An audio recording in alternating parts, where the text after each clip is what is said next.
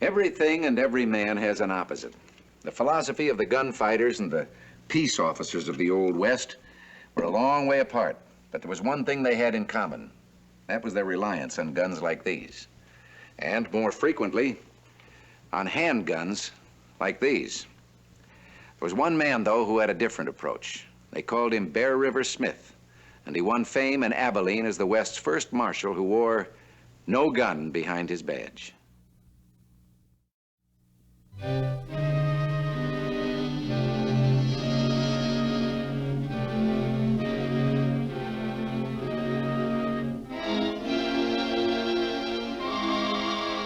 I'm waiting, boy. Giving you first reach. Go on, grab for it. Get yourself a reputation. Ain't gonna wait more than one more minute, boy.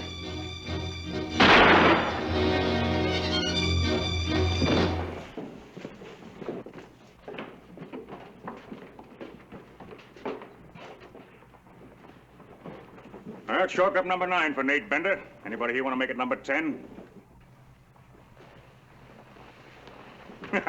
Okay, we're all friends. My friends always buy me a drink. How about you starting it off, Mr. Prentice? I didn't hear you. That's what I thought you said. Come on.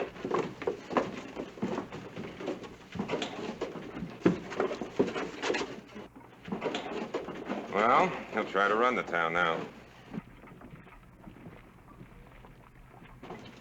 Not for long, he won't. Who's going to stop him? The new marshal you hired by telegraph? Seems to me you put too much stock in what you read in the Chicago papers. If I made a mistake, we can hire somebody else to take his place. What if he doesn't show up? Maybe we'll hang the badge on Nate Bender. That low-down murder. That's the only kind that wants to be marshal. Charge the coffin to the Law and Order Committee.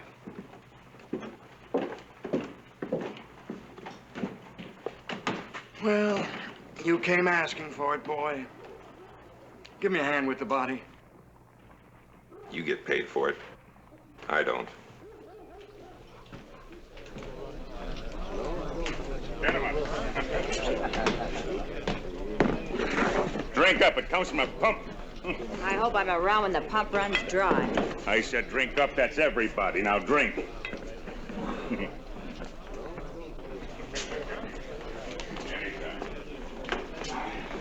Pardon me, ma'am. My name is Smith. Thomas J. Smith. I'm Millie Coe. Pleased to make your acquaintance, Miss Coe. What'd you call her? I called her Miss Coe. Where did you drop out of? I'm talking to her. Oh, a city fella. City dude. I don't like city dudes. You've been bothering the lady. Lady, her? Oh, you don't see so good, do you, mister? Maybe I ought to open up your eyes. Don't let him crowd you. You shut up. Yeah.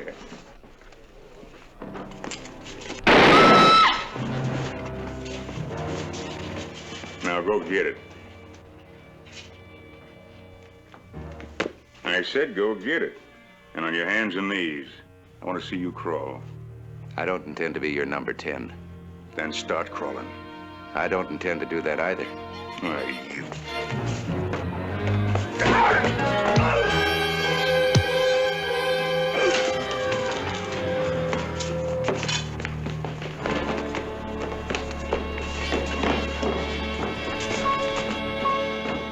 Did he come in on one of these? That's his window. Get aboard. Now ride. I was about to ask you, ma'am, when we were interrupted. Could you tell me where I could find a Mr. A.C. Prentice? I'm A.C. Prentice. My name is Smith. Bear River Smith? I've been called that. Well, I'd say the nickname fits. Gents, meet your new town marshal. Hello. Well, hello, Marshal. And from the way he operates, I'd say he's going to be around for quite a while. Quite a while. You drop this. Thank you, ma'am. Don't you ever quit being polite. Oh, I figure it's about the least expensive habit I know of.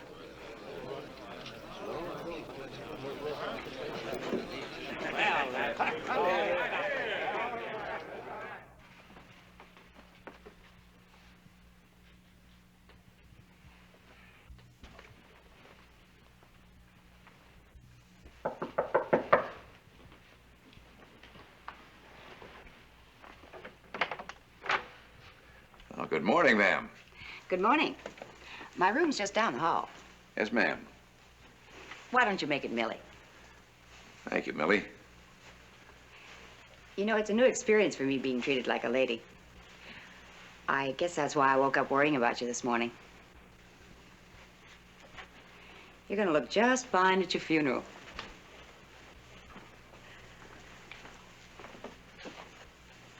Next time Nate Bender pulls the trigger, he's not gonna be shooting at your hat. What makes you think there'll be a next time? Well, we've had 3 marshals in the last 2 months. Sam Steed buried 2 of them, and the other one had sense enough to quit and run while he was still able. Millie, I really don't think Mr. Smith needs your advice. No, I guess not. Don't forget to wear this when they bury you. She gets emotional. They all do. Oh, who? Her kind of women. What kind is that? Forget it. This is your contract with the Law and Order Committee. It runs for 6 months as of this date. Now, I know you've worn one of these before, but we have a special kind of situation here in Abilene. It's the end of the trail for the cattle drives from Texas. The ranchers sell their longhorns here and pay off their cowhands here. Now, we want you to ride herd on them, but not too hard. How hard? Enough to cool them down, but not so much to discourage them into taking their business elsewhere. You see, they're a wild bunch, and you have to allow for a reasonable amount of racket and rumpus. You haven't met these gentlemen. Mr. Steed runs our principal mercantile establishment. I specialize in guns and coffins. Gets them before and after. And Mr. Whalen is our biggest cattle buyer. Who else am I working for? You talking to the ones that count. Come on, we'll show you around, help you get started.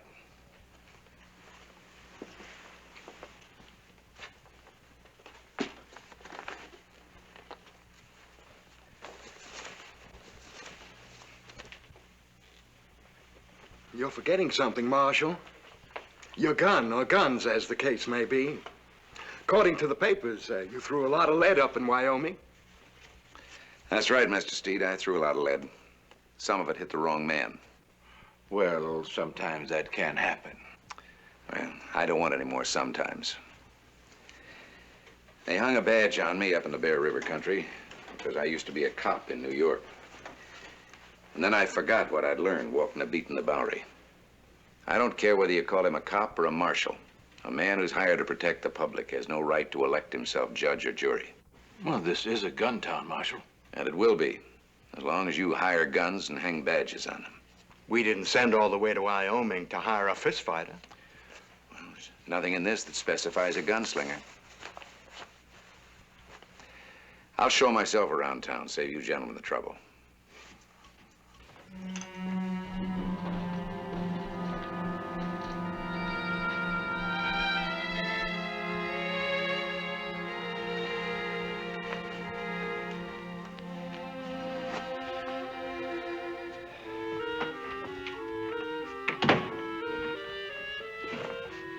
I'm not polite, Mr. Smith. I listen to hear what's none of my business. You be a big, brave, no-gun marshal. But you're gonna get yourself killed.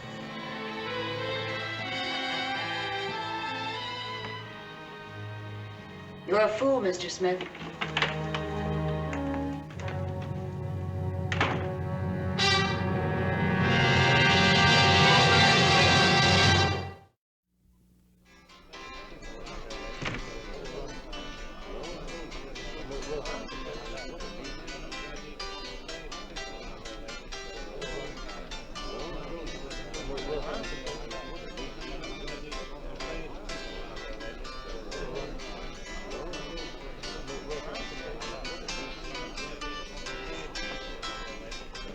Go away, boy. Who are you telling go away? I'm telling you. Why?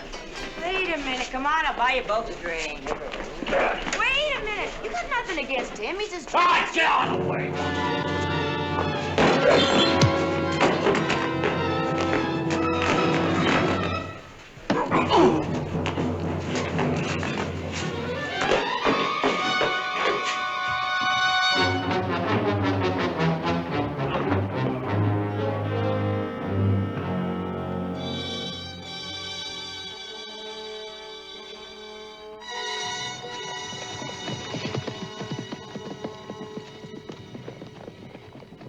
picked him.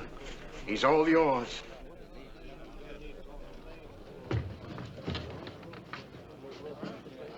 Are you all right? Why wouldn't I be? You could have gotten shot by accident. When it happens to you, won't be any accident.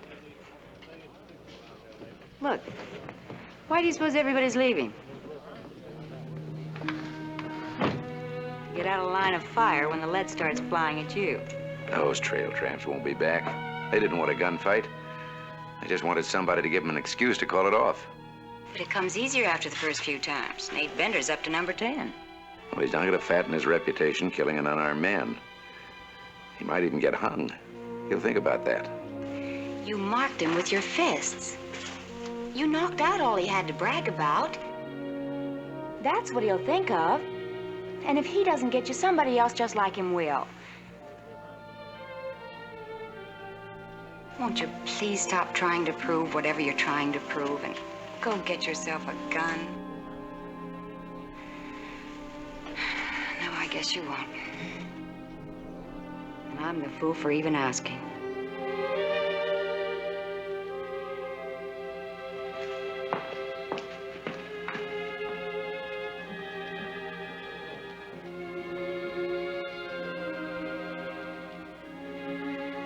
Going back to your beat, officer? I mean, Marshal.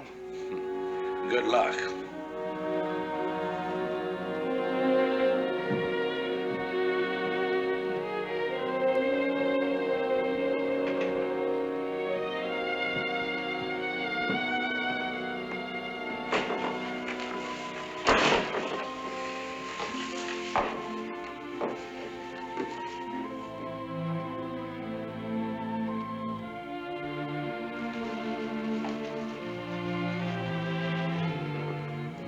Mr. Prentice decided we might as well close up for the night, since you scared off all the customers. I gather Mr. Prentice is disappointed in the man from Bear River. Anything that cuts his profits disappoints Mr. Prentice. You know, I was in a war a few years ago. They taught us that a moving target is harder to hit. Shall we walk while we talk? Don't tell me you're starting to do a little worrying on your own. Oh, I worry. Any cop does. But you're not a cop. This isn't the Bowery in peaceful little old New York. Whoever told you that it was peaceful on the Bowery? Well, it must be a lot more so than Abilene. Look, I wouldn't want you to get in any trouble with Mr. Prentice on my account. Never mind about him. Mind about you? Why? Job? Oh, I hate my job. Hate myself for even working at it. Well, we all do what we have to do. It's what it does to us that makes the big difference. Well, what do you get out of wearing a badge? I'll never get rich at it. Well, then why? Well, a girl asked me that once, and she's the reason I quit walking my beat in the Bowery. At least you listened to her. I listened, but she didn't. She couldn't understand that once a man learns he was born to be a cop, that's what he's going to be from there on out. I'm back to why again. When you wear a badge, it marks you with a brand that won't come off. She married a fellow with a nice, safe business, selling shoes. Nice fellow. You're always so polite. Don't you ever get mad at anything or anybody? I get mad when a man gets mad with a gun in his hand.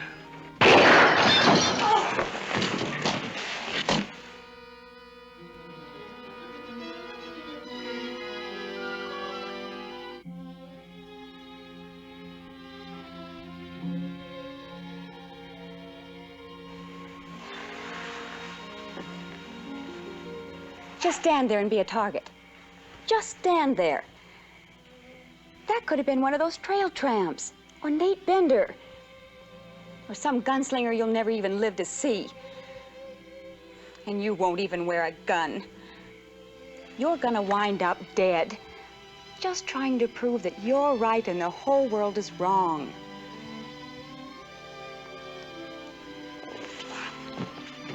Millie?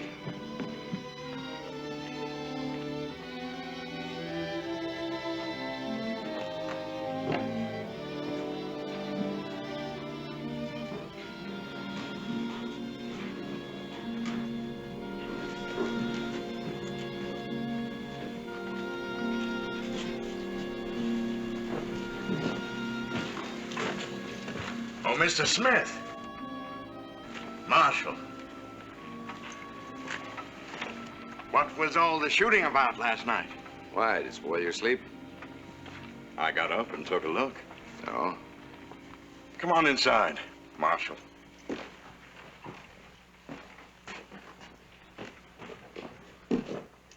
You're causing quite a stir around town. Now, is that good or bad? It depends on who you ask. What's your opinion? I think the one in the corner's just about your size. It looks pretty comfortable. Looks pretty comfortable, he said. I like a man that's got a sense of humor. Thanks. But you ought to be interested in before, not after. What do you mean, before? We had a gambler here in Abilene a while back. He died suddenly. Lead poisoning. And this was the extra ace he had up his sleeve that he didn't play quite quick enough. Now, you can go right on being the no-gun marshal as far as anybody's concerned. But when the chips are down, somebody will get an awful shock. You mean he'll get killed? He won't stay healthy. Take off your coat, try it. Well, with that badge on, it's all legal. Oh, sure, it's legal, all right. Then what's your objection? Well, I thought I made that clear to you and Mr. Whalen and Mr. Prentice. Made what clear, Mr. Smith?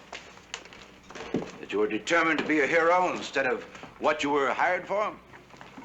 Well, I think I'm doing my job in accordance with the terms of the contract. You're not being paid to chase cash business out of town. Well, that's making it plain, all right.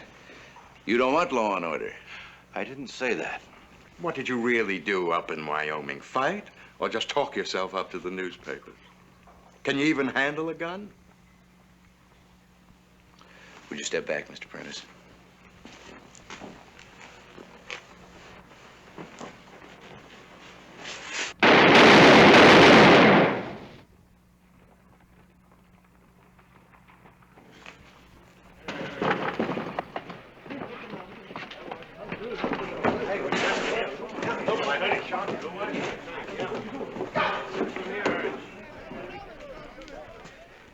There's bound to be another crooked gambler coming along. You can sell that, too.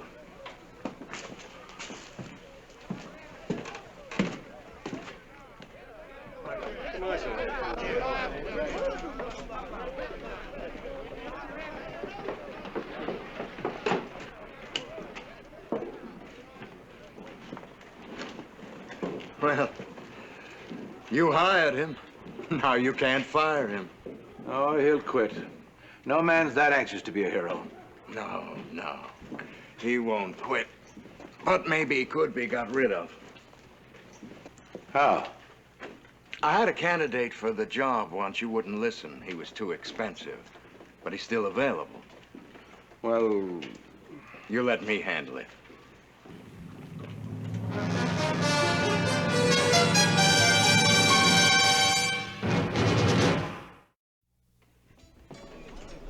This is the gentleman I've told you about. Just got in from Dodge. sit down. I've explained the situation. There's our no-gun marshal now.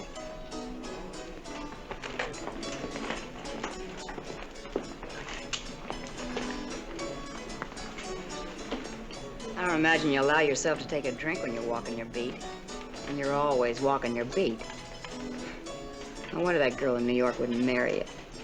Ellie, I got a beat of my own to walk. Say, all right, man. Well, looks like you need a little company to help you spend your money. I'm your company. Let's start spending it.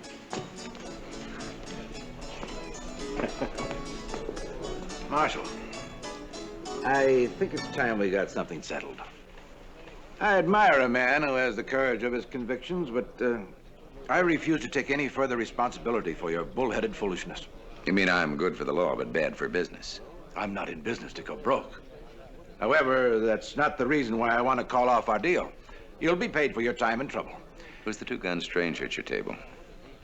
Why, he's an old friend of Mr. Steed's. I'll tell you what we'll do. We'll pay you for the full 6 months that your contract calls for. No, thanks. Now, look here, Smith. I like it in Abilene.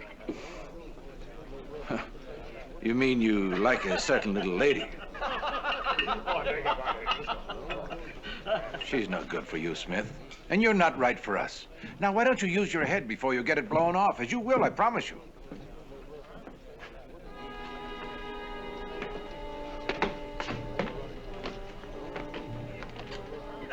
Smith! Hold it right there.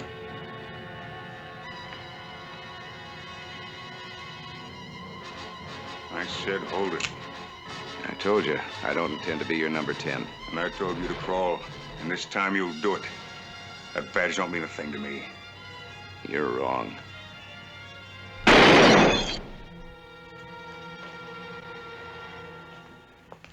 The next one goes right through that badge.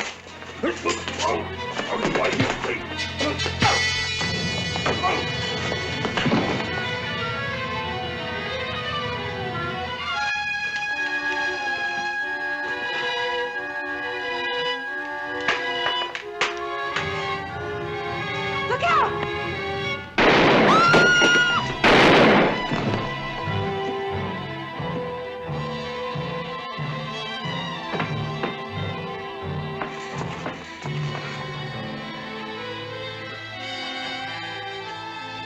Help me! Well, you wanted to get rid of him.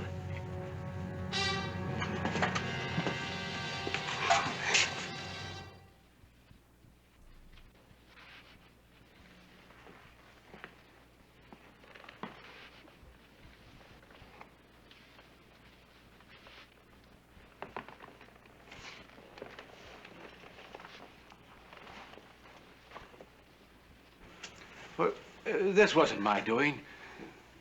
He just wouldn't listen. You just wouldn't listen. You didn't have to die. Oh, it just wasn't worth it. Oh, take your hands off of him. You know, maybe he was right. Just a little bit too soon. Who are you? Why, ma'am, I reckon I'm the new town marshal. I'm kind of generally known as Wild Bill Hickok.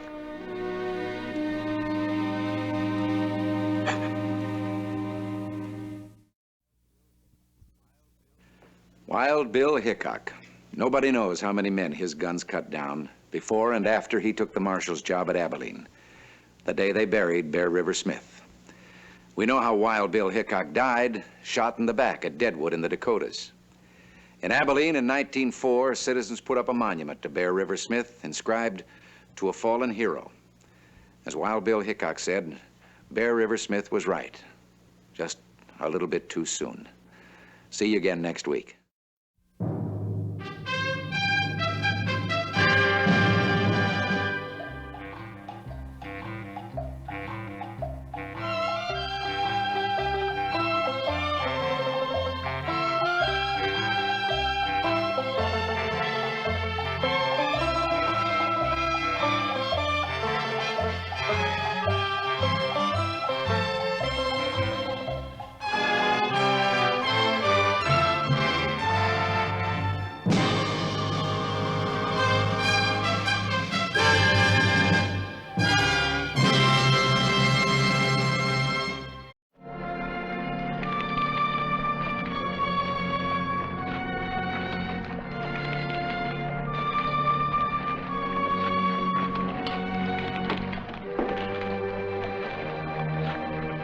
What kind of a freak is that? You mean a horse and a man? I wonder where he's headed for. Get back on the job.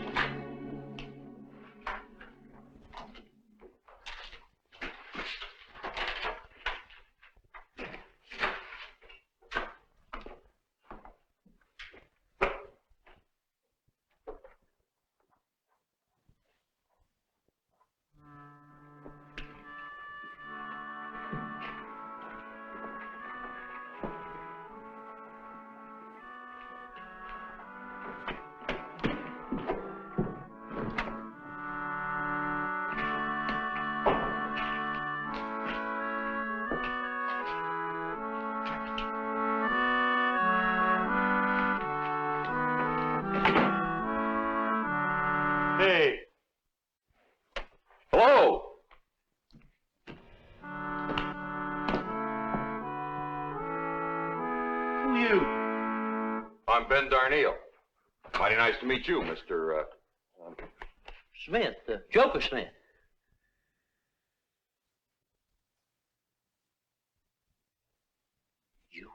You a preacher? Well, I'm supposed to be. Supposed to be. Look, either he is or he ain't. Well, then I guess I is. Hey, what day is this, Monday or Tuesday? It's Wednesday. Looks like I lost a day on the trail. Doesn't give me much time to get this place cleaned up for next Sunday, does it? Oh, you couldn't clean up this place in 4 weeks, let alone 4 days. I can try. Maybe the good Lord will send a little help. What's out there? I'll help you. You hurt yourself. Well, come on, help me. Come on. Over here. It's beautiful. Yep, and I'm an angel with pure white wings. My first church. Well, I guess that does make a difference, then, Reverend. Makes all the difference in the world, Joker. Yeah, we ain't through yet. Look at this floor. Oh, and there's a back room, too. Last sky pilot used to live in it. And no place else to live, not in this town. Not for preachers. Why, are preachers really that unpopular here in Carson City? Well, they ain't really loved.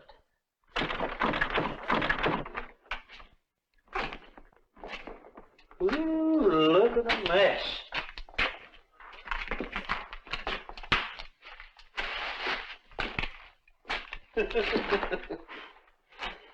Well, now all you need is a mop and a lot of soap and water.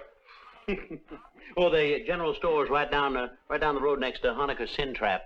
Next to who's what? Marty Hanukkah's Saloon. You know, they got the worst whiskey and the crookedest poker game in all of Nevada. Oh, Reverend, don't you ever go near there. I've never been in the saloon. You've been around much, have you? Hey, what do you think you're doing? Well, we're helping ourselves. The good book says the Lord helps them that helps themselves. Yeah, we need one over at the shack. Well, this is the Reverend Ben Darneal. He's the new sky pilot, and this is his church. Church? This place hasn't been used for a church since we ran the last preacher out of town. Now, put that pipe back where you found it. Well, this ain't none of your put in. I said put it back, will you? Let me go. Let me go.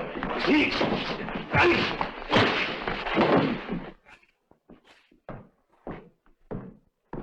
You all right? Yeah. Yeah, Reverend. I'm all right. But you ain't. Why, because I didn't get in the fight? The Bible says turn the other cheek. Is that the religion you brought to Carson City? One that won't let you help a friend who's got 2 against 1 and who's fighting your fight? Well, if that's the way it is, you ain't gonna be here very long, Reverend. You just ain't gonna be here very long. Joker? Mr. Smith!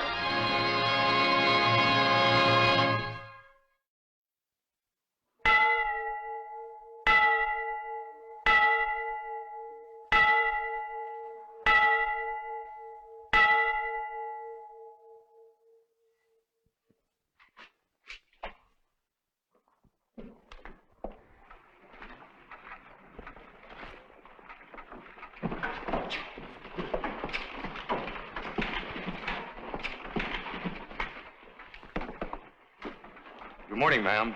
I'm Ben Darneal. Are you a certified ordained minister? Oh, yes, ma'am. Well, how soon does the preaching start? Just as soon as the congregation gathers. That's gathered. That's all you're going to get till folks find out whether it's worth their time dressing up on a Sunday. But Mrs. Hopkins, Martha Hopkins, widow. Husband drank himself to death in Honegger's saloon. Anything else you'd like to know? No, ma'am. Come in, please.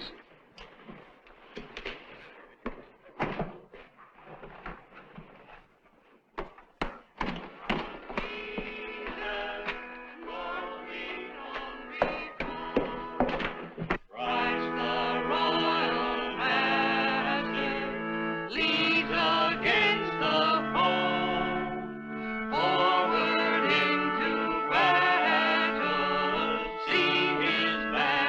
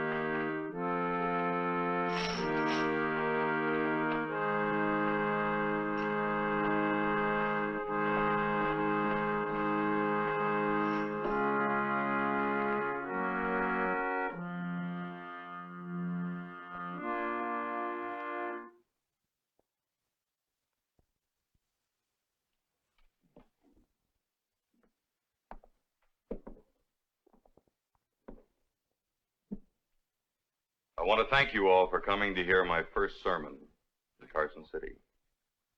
And I particularly want to thank Mrs. Martha Hopkins for volunteering to pass out the hymnals and for taking up the collection. And also to my first friend in Carson City, Mr. Joker Smith, for joining us. I have chosen a text which I hope may explain a recent act of mine, which I fear may have been misunderstood. It's from the book of Prayers, Praises, and Psalms, verse 145. I am small and despised, yet I do not forget thy precepts.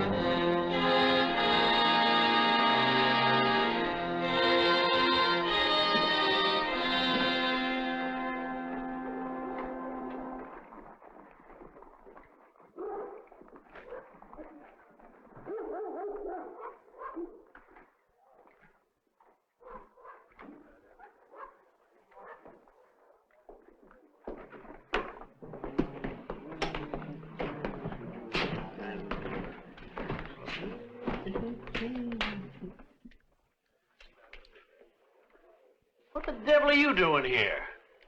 Well, I guess you might say I'm looking for him. Looking for who? Devil. He's the only one I'm allowed to fight. Get him out of here. He's not harming anybody. I said get him out of here.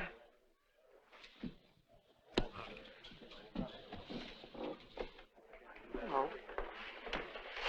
Well, hello. I didn't know Sky Pilots drank. He don't drink and he don't gamble, so you're wasting your time. I don't think so. I'd like to talk to you, Reverend. You got nothing to talk to him about. Can we go outside where it's quiet and private? Why, yes, of course, ma'am. My name's Claire Vernon. My friends just call me Claire. She got lots of friends. Lots of them.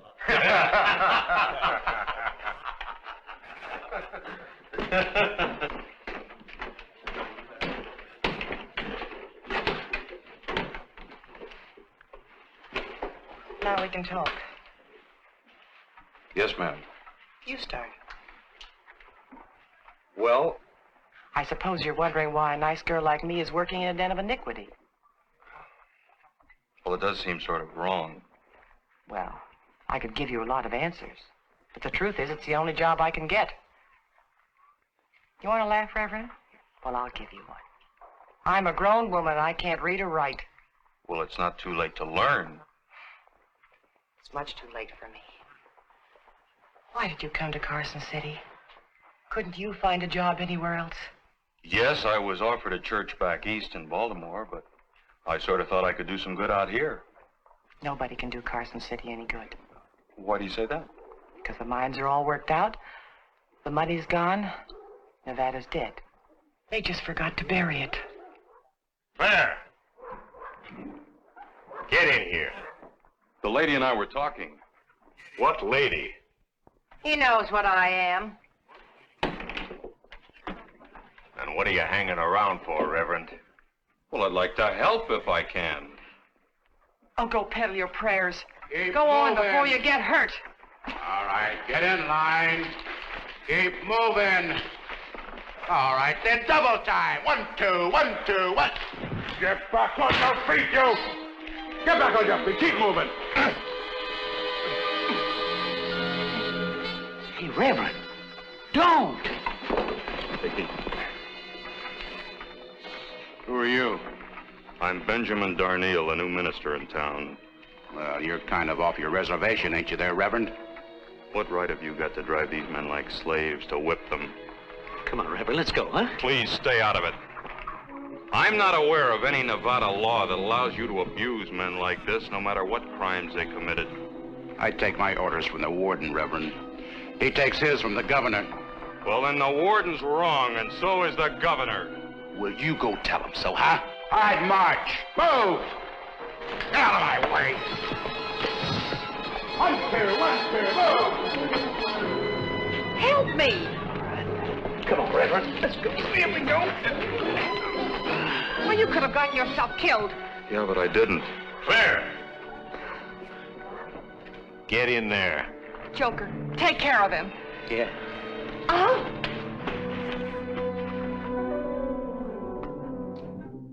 I'm not asking for myself. I've done so many things wrong and had so many failures since I came to Carson City that I don't expect anything from anybody. But she's entitled to a chance that she's never had. I'm not so sure about that. Well, why not? Considering what she's been, Mrs. Hopkins, are you without sin? am I with the... You mean, am I qualified to cast the first stone? No. No, I'm not. But who is? All right, Reverend. It's against my better judgment, but I'll do my part if she does hers. Now, that is a mighty big if. Would you care for some more tea? Oh, no, thank you. I think I better go tell her. Now, you take care you don't run into Marty Honegger. He's not going to like this one little bit, you know, just not one little bit.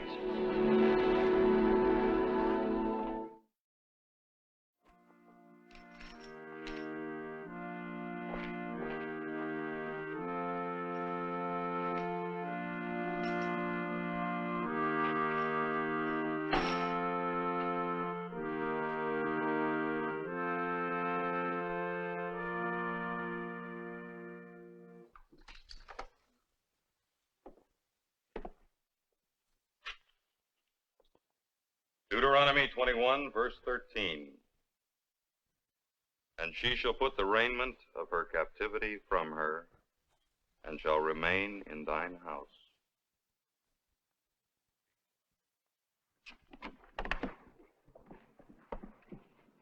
Believe me, Mrs. Hopkins, I appreciate what you're doing, and I know that Claire does too. Claire, I hope that your life will be a decent and a useful one from now on.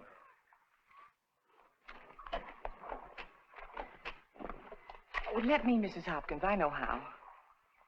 You do know, don't you?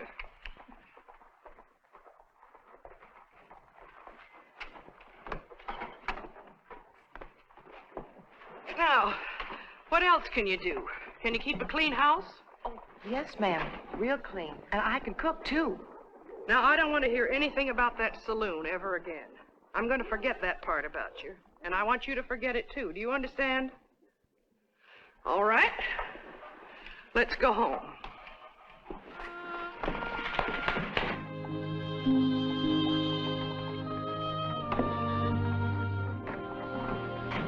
Well, say, it looks like you're fixing to feed a regiment. Oh, just my brother and his family coming down from Reno. But you know I could never handle a crowd like that without Claire. It's a funny thing how you learn to depend on a body in no time at all. Well, now I gather that that big if is getting a little bit smaller. Why don't you come to lunch right now? Thanks. I could use a good home-cooked meal. Claire! Claire! Guess who's come to see you?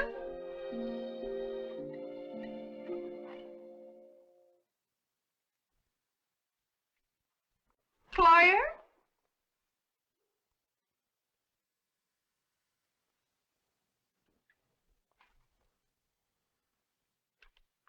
It's from her.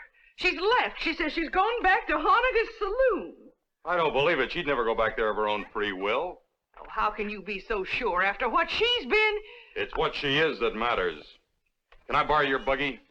You're not going after her, are you? Yes. Then I'm going with you.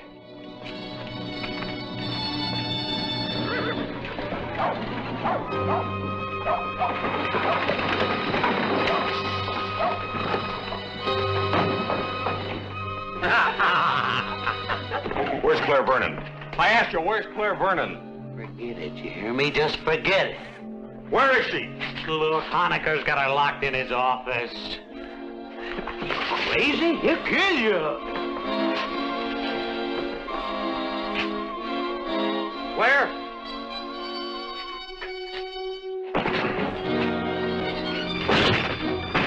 Why did you come? Why? I don't need you. Yes, you do. You didn't want to come back here. Sure I did. I like it here. That's not true, Claire. I'm so sick of you. Psalm singing prayers. You're so holy, holy, holy. Now, you look at me and you tell me the truth. Do you want to work in this place? Do you? Well, go on and answer the Reverend, Claire. Mrs. Hopkins found a note signed Claire. Well, I happen to know that Claire can't read or write. You wrote the note. All right. So I wrote the note. But she's here and she's staying here. Come on, Claire.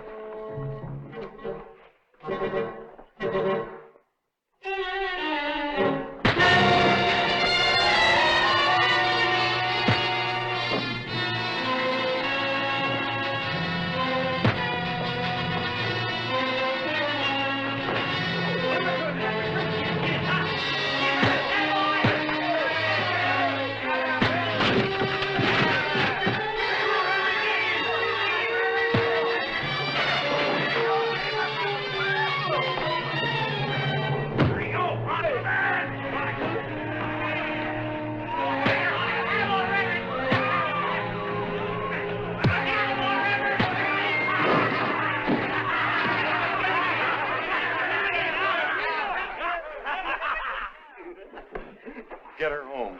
I've got to send a telegram.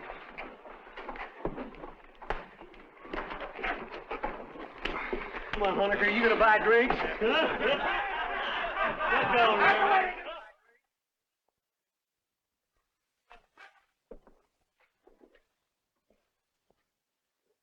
My text is from Matthew. But I say unto you that ye resist not evil, but whosoever smite thee on the right cheek, turn to him the other also. I have no sermon, only a confession of failure. For who am I to teach others what I myself forgot? I've telegraphed my resignation to Bishop Keener. I'm leaving this church and the ministry. God bless you all.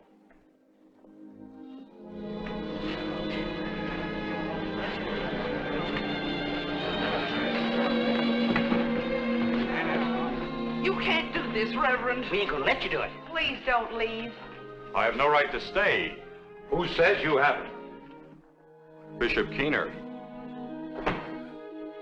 I could have written or replied by wire, but I wanted to get a look at you. And also to tell you personally, Reverend Darnell, that we need clergymen like you who are not afraid to fight when the cause is just, to defend the weak who cannot defend themselves. You're going to stay in this church, in this town, in Nevada, for a long time, Reverend Darnell. The faith will be strengthened because of you.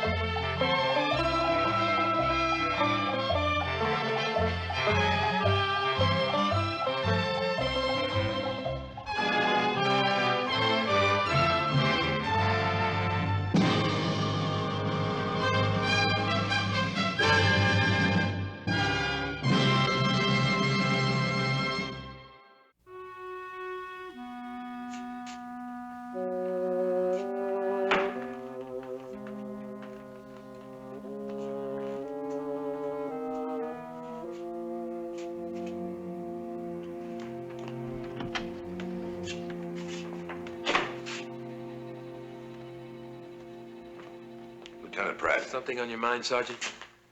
Yes, sir. I just found out that I gotta help you herd them Indian prisoners to a new stockade. That's correct. Well, if it's all the same to you, sir, I'd like out of this duty. Let's get something clear, Sergeant Wilkes. I know you hate Indians. I didn't ask for you, but you and 5 troopers are all the major conspirators. Is that clear? Yes, sir. Now, this is going to be a rough journey. Rougher still because I promised those prisoners they wouldn't have to wear chains. But the orders of the day are different. The prisoners shall be manacled until they arrive at the stockade. A bunch of the toughest Kiowa, Cheyenne, and Comanche. Chains.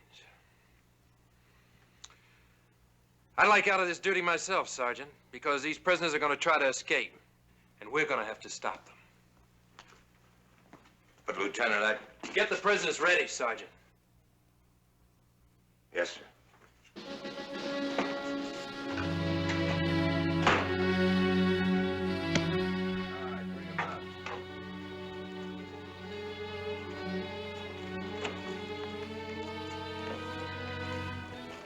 Let's go. Keep moving.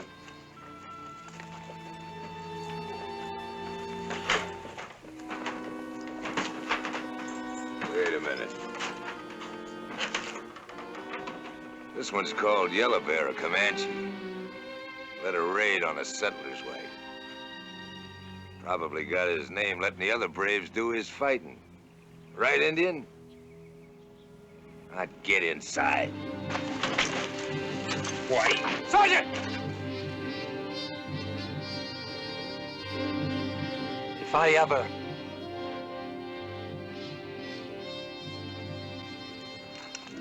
I need no help from a white man. We will be back, do you hear? We will make war again. War! All right, get them inside. All right, let's go.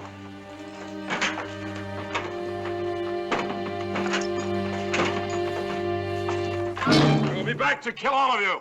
There will be war! War!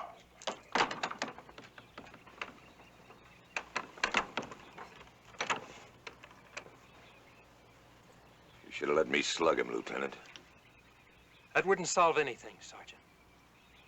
Besides, they deserve better than this. You like Indians, Lieutenant? I respect them. And if I catch you mistreating them again, you might just ride inside with them. Now let's move out of here.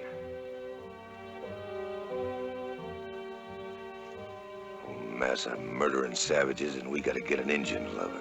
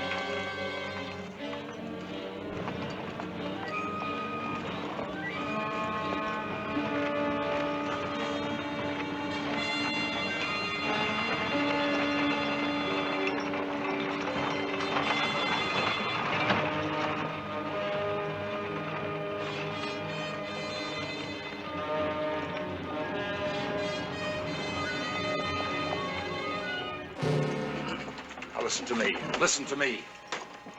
We alone are the hope of our people. We will escape, and we will kill those who chain us.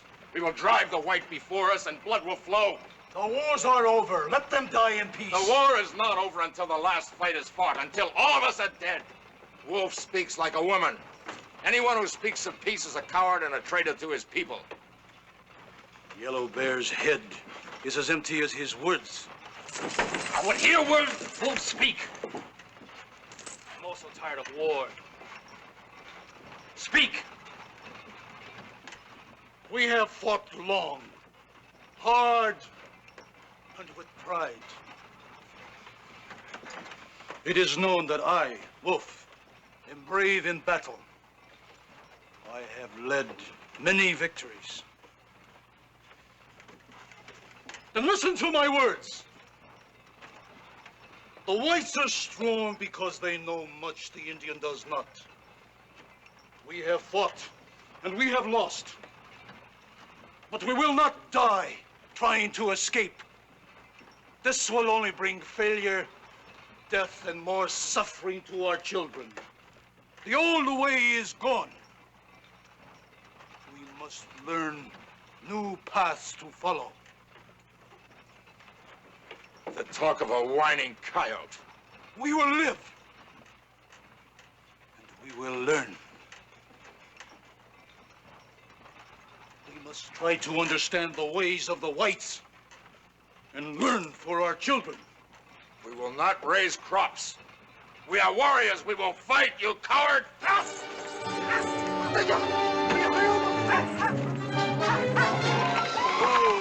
Oh! Lieutenant! Lieutenant!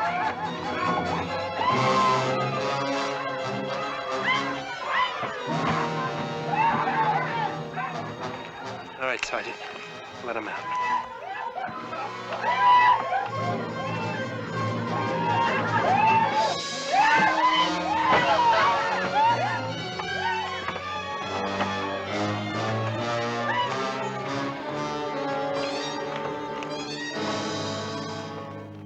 All right, Sergeant, break it up. Well, let them kill each other, Lieutenant. Two less troublemakers.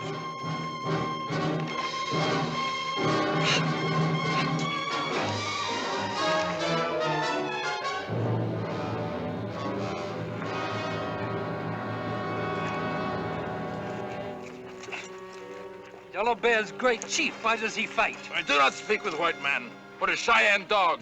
Go! Live with your white brothers. Get him inside.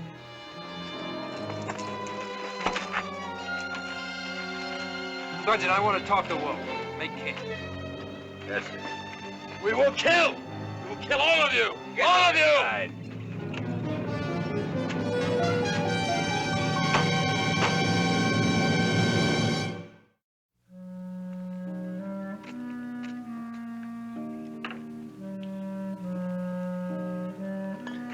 What you reckon the lieutenant's saying to that engine, Sarge? How'd I know?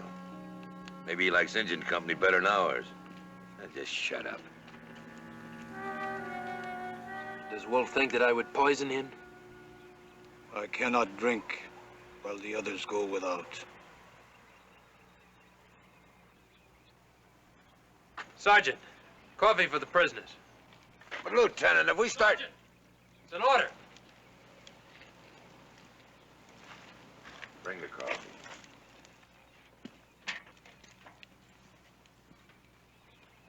I know you to be a brave warrior, fierce in battle.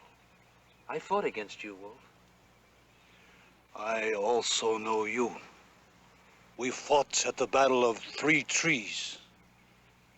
I led my warriors to a great victory that day. Yes, we lost many men. Why are we chained like animals when we had your word? I gave my word. But I'm a soldier. I must follow orders. I follow my chief, just as your warriors follow you as chief. Hear me, Wolf. Listen, I have fought the Indian, and I know him well. I know him to be a man, not an animal to be chained. Where we are going, I will be chief. And I promise you that these chains will be thrown away. That's a promise. Back at the fort, why did you not let the sergeant strike Yellow Bear? Because Yellow Bear is a man. He is an Indian. Yellow Bear is a man with many hurts. You know the Indian, and you understand him well. Know also that men who are taken from their families will always try to escape. I would do the same thing in their place. But you must understand, if they try to escape, I will have to stop them. And there will be more blood. And their children will be without fathers to teach the new ways we need. It is the children who pay. There's no place for them in your white man's world. The Indian will die out.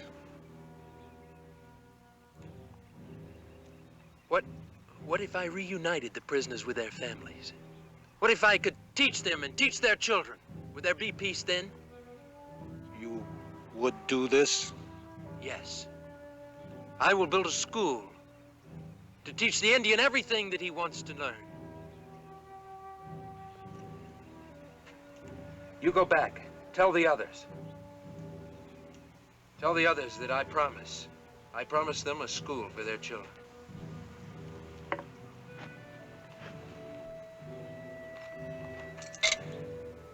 Perhaps one day, our children will walk together as brothers.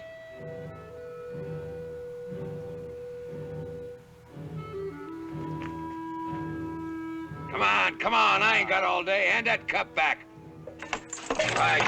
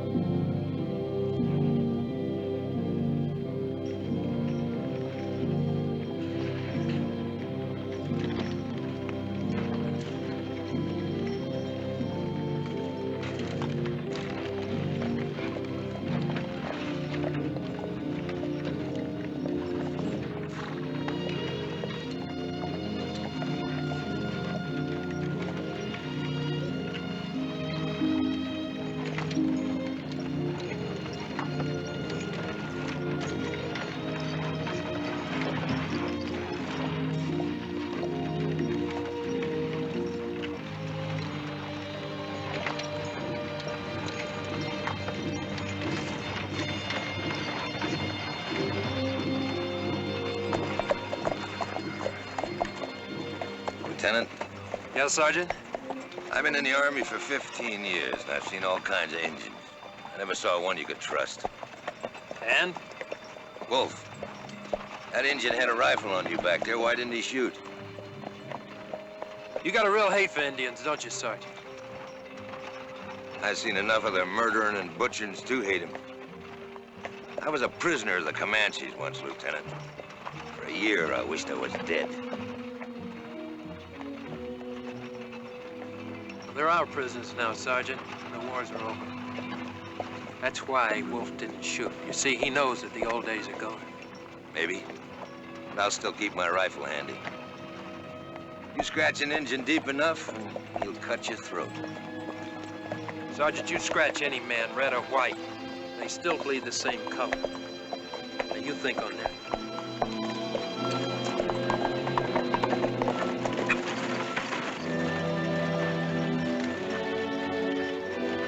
Bear to the right, up ahead, there's an abandoned stone hut.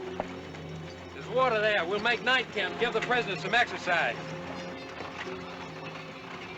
The soldiers make camp at Bitter Creek. We will be taken out to walk.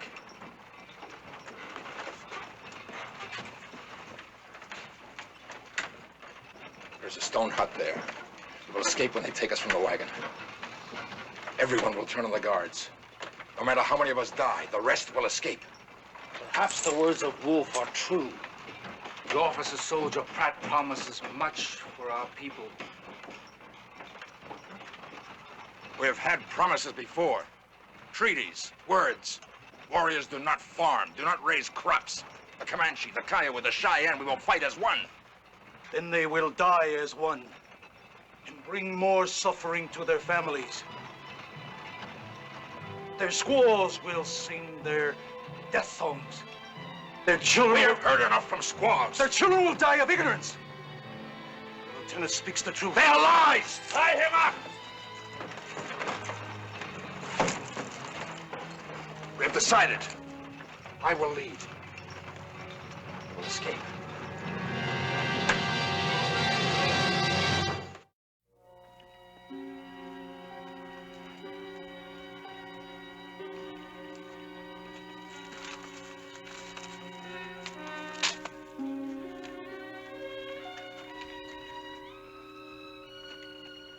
All right, Sergeant, we'll exercise him for half an hour, feed him, and then bat him down. Lieutenant, ain't we taking chances letting them out of there? Well, it's better to do it now than wait till nightfall. All right, you men. Remember, be sure you keep him in line. Understand? All right, Sergeant. Open the door. If it was up to me, Lieutenant. Sergeant, open it.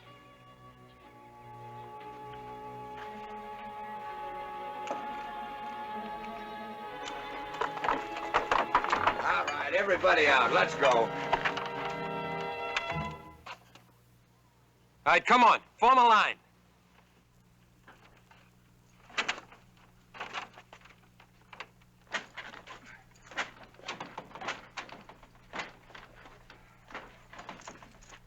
Get them all out. Now!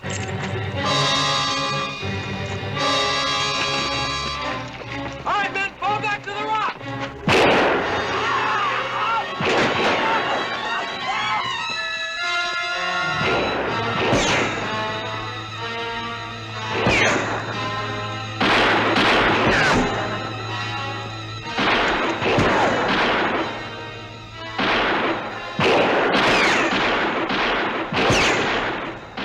How do you like Injuns now, Lieutenant? Cease fire!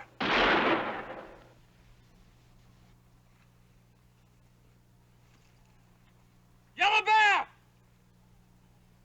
You don't have a chance, Yellow Bear! Your bullets are almost gone! There is no use. They will pick us off one by one. You are a fool. Stone Cabin. Follow me. Yellow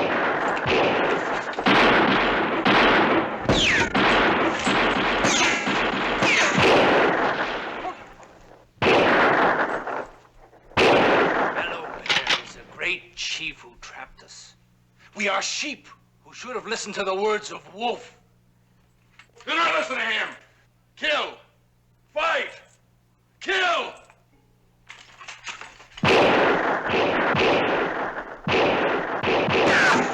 Are you sure you still want to talk to them? They called you traitor. There is no other way.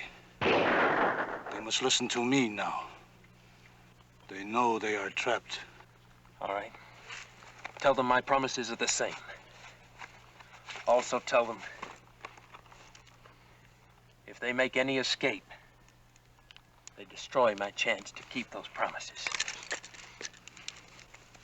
You understand?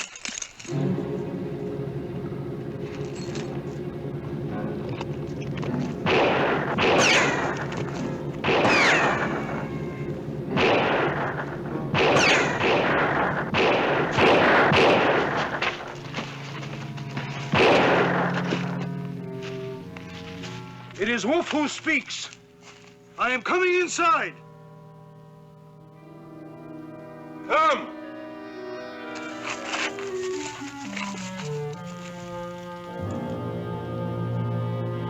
That Wolf's got plenty of courage. Watch it, Sergeant. You're almost acting human. Maybe some of them ain't so bad.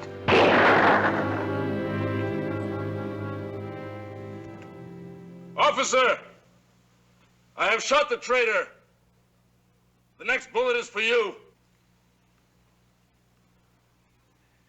Hear me, Yellow Bear. I do not speak to you, I speak to the others. Wolf told the truth. I will help you and your children.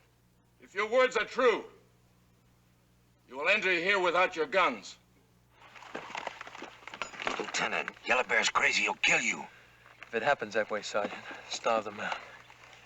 And remember, they're men, not animals. I'm coming in without my gun.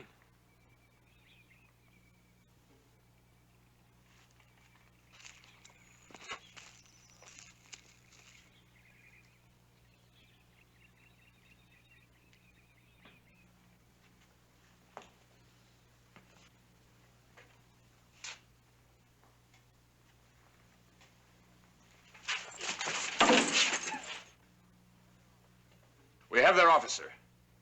We will escape to fight again. Yellow Bear speaks falsely. You kill me and my men will take you. There will be no escape from here. You will lose all the things I promised. I have listened to your words, and they are lies. I speak the truth. Now listen to me. What happens to you is not important. But what happens to your children and their children is. It is time they lived in peace. I would give them a school. Lies! We will fight to the death.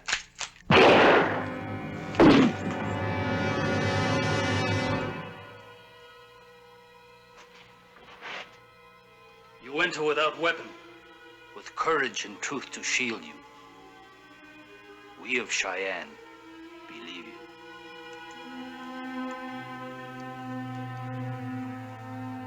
We believe you.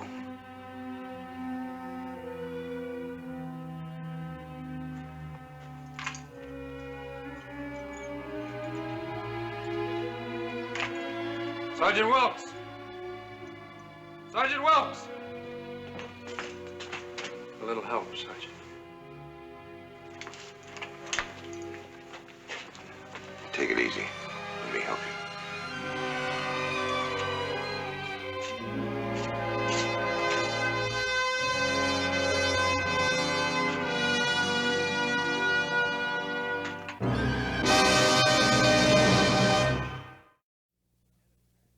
Lieutenant Pratt did keep his promise and reunited the prisoners with their families, eventually giving them weapons to guard themselves with no recorded violations.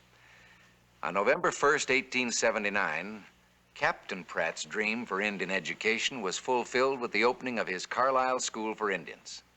In a short time, the school was filled to capacity, and an observer's enthusiastic report of the Indians' progress in agriculture, arts, and trades prompted the government to model all Indian schools after Carlisle. Without a doubt, the dedication of General Richard H. Pratt helped bring peace to the West and the dawn of a new day for the Indian.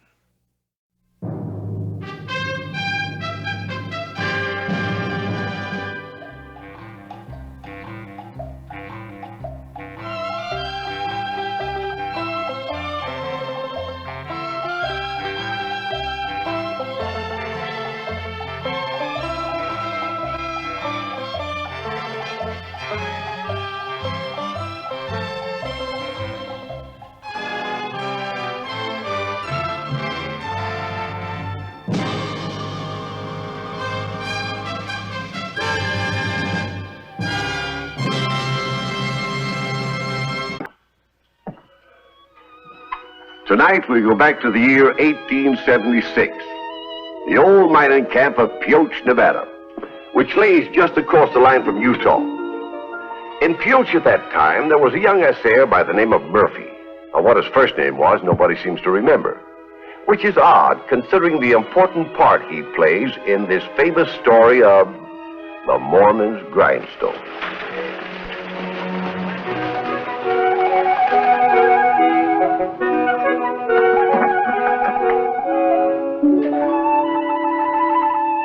Metalliferous Murphy was the nickname he went by. But the prospector who burst into the assay office that day in November '76 had some other names to call him. What's the idea of making a report like this, Murphy? What's the matter with it? You say those samples assayed at $40 a ton. They did. Then how come when I try to sell my claim the best assay anybody else can get is half that? These results were exact, Maker. I know my business. I've been doing assays for years. Oh, sure, sure. A graduate from School of Mines. Know all the tricks, huh? What do you mean by that? I mean, it's about time you learn to make an honest report. Has it occurred to you those other assays may have been faked to knock your price down? Not a chance. They were done by reliable outfits. Now, wait a minute. You can't come in here and talk to me like that. Hey, Murph. This report you gave me, I showed it to some rock sharps. They know that country as well as they know the back of their hands. They say it's crazy. Say there ain't no ore up there worth that much. I don't know where your sample came from, but this is a true report on it. Well, well. So you've been hornswoggled too, huh, Dutch? Huh? Seems our friend here has a habit of boosting values. That's a lie. What possible reason could I have? Reason? The more you encourage all of us, the more we'll keep on prospecting. Yeah, the more samples we bring in for you to assay, the more fees you collect. Why, you low-down muckrakers. Get out of here, both of you. Go on, get out of my office. We ain't heard the last of this, Murphy. Come on, Dutch.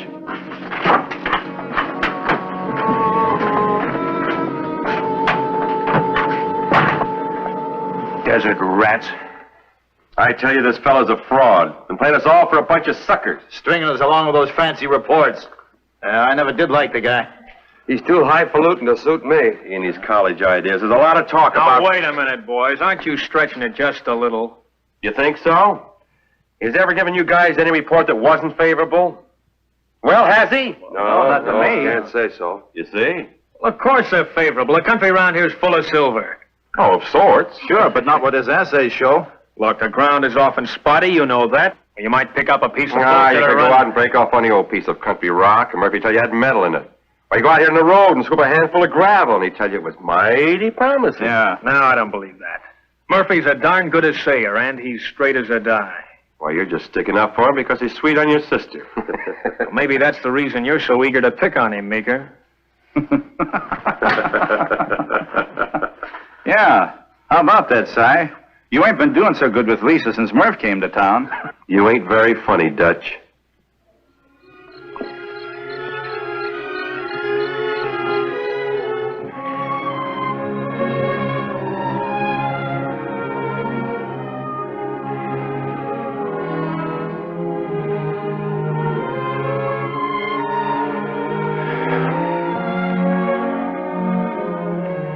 There are chairs in the room. You don't have to keep walking around. Just trying to get up my courage. What for? Oh, Lisa. How is it a man can be so afraid of a sweet little thing like you? When a while ago he was telling off a couple of hard rock miners, throwing them out in their ear. Whatever are you talking about? I love you, Lisa. Will you marry me? Well, I wondered when you were going to ask me. Then you will? Oh, excuse me. Shall we tell him? Meet your future brother-in-law, John. Lisa's just promised to marry me. She has? Well, aren't you going to congratulate us? Oh, sure. That's fine. Maybe I should have asked your permission, but I guess you know I can support her. My business future looks bright. Yeah. Oh, well, I guess this calls for a drink. Lisa, how about breaking out a bottle? All I have in the house is some elderberry wine. That'll do. Murph, while Lisa's out of the room, I just wanted to tell you. I just came from the Sazerac. So you don't need a drink? No.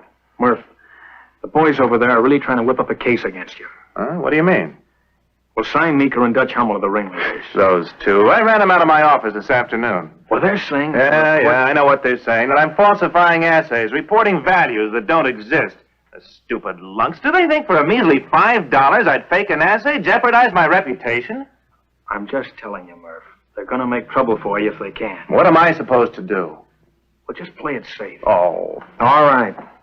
Don't say I didn't warn you. What's the matter? Nothing. John, what were you warning him about? Oh, I was just warning him not to drop the ring at the ceremony. You know, bridegrooms have been known to do that. Well, don't worry. I'll play it safe. I'll tie a string to it. Well, here's luck to you. Both.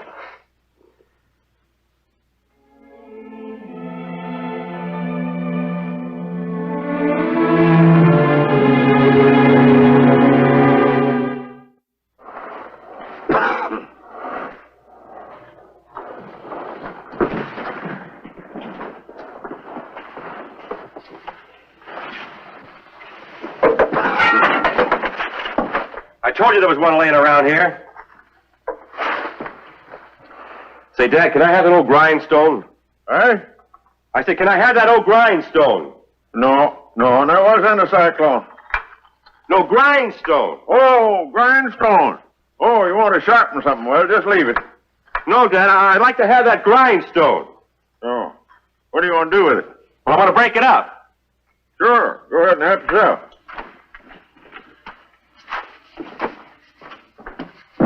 I thanks. Lopsided ain't no good. That's the reason I throw it out. It's a show up our Mr. Metalliferous Murphy. Give me a hammer. Who are we going to send with the samples? Well, not you nor me, that's for sure. Think you'll smell her out if I went? Yeah. John Corwin. He's our man. Yeah. Murphy'd never suspect him, a good friend. Only friend he's got. You better go fetch him, Dutch. He's right across the street while I break up this blasted stone.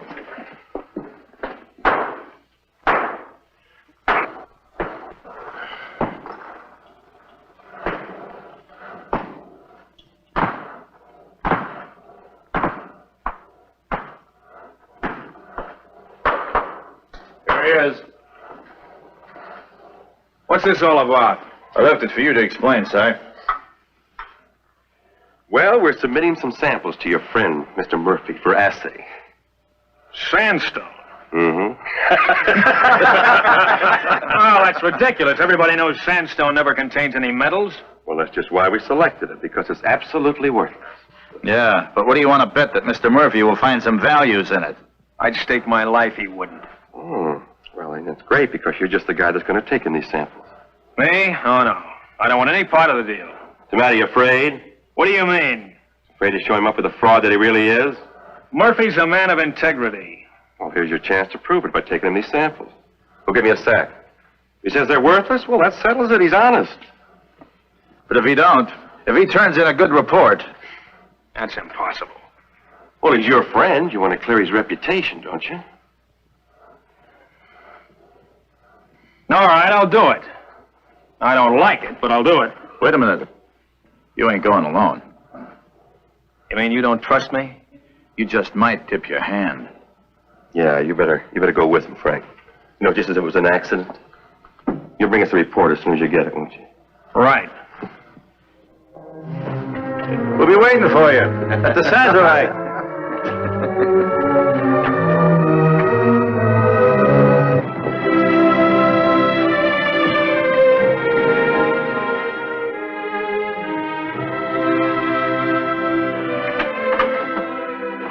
Oh, John, Frank. What do you got here? Oh, some samples I'd like a report on. Sure, John. I'll give him one of my best professional assays. When do you think you can get to him? You in a hurry, huh? Yeah, sort of. You think you've really located pay dirt this time, huh? Hey, where'd you get him?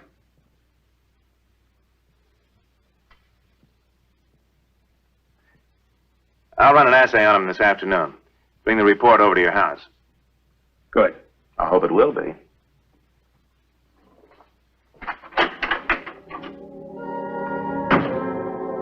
What can I do for you, Frank?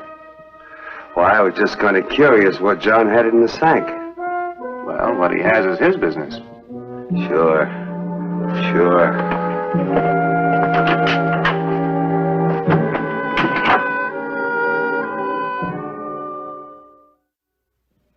After you went out last night, John, Murph and I set the date.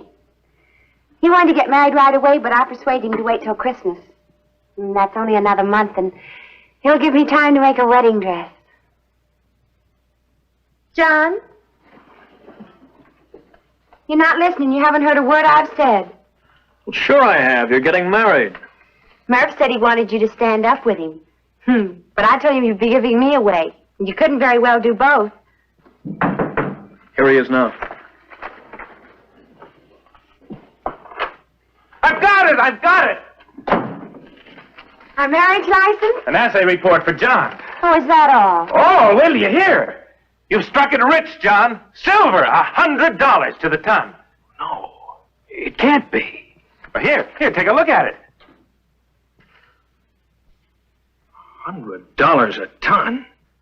Oh, Murph, there must be some mistake. Oh, no, assays don't lie. Oh, John, that's simply wonderful. Where did you locate it, John? It's different from anywhere I've seen around here. How much did you stake? John, where are you going? To the Sazerac. Well, what about a celebration right here?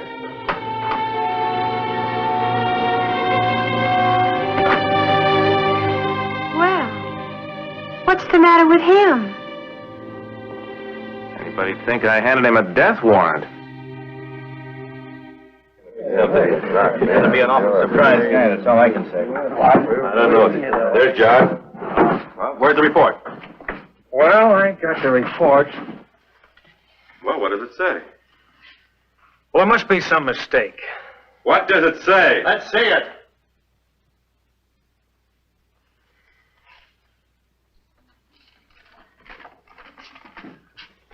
Silver. $100 a ton. Grindstone? He sure went all out this time. There's your honest, Mr. Murphy. What do you got to say for him now? Well, there must be some mistake. A mistake that's going to cost him plenty. He faked his last assay in Pioche. Or any place else, the dirty shyster. Why, now go get a rail. Yeah, that's a good idea. I know where there's some tar. You get a big kettle. Tar and feather him? That's right, Yeah, tar and yeah, feather. yeah, Now, yeah. you run up all the feather pillars you can find. Right. And we'll all meet at the blacksmith shop. Sure. We're going to ride this guy out of town backward. And as naked as the day he was born, let's go.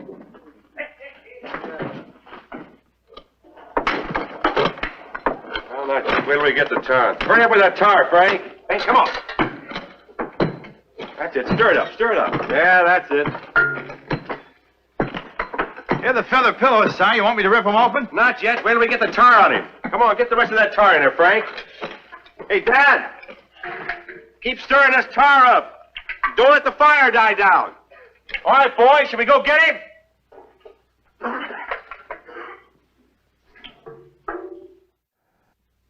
There's only one thing to do. You've got to saddle a horse and make your getaway. I don't understand. I've done nothing.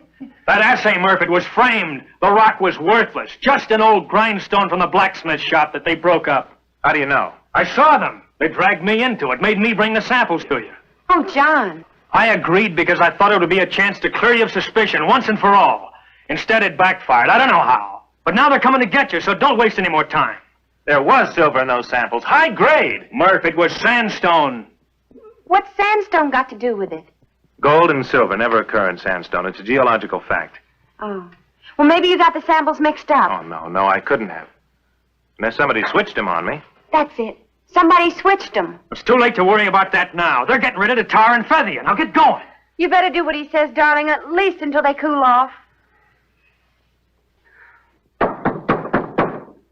Open up. They're here now. Slip out the back way and take my horse. I'll hold them off. Go on. Open up or we'll bust the door down. Go on! No. If I run now, they'll take their anger out on you two. There's no telling what a crazy mob will do. You stand over there where you won't get hurt.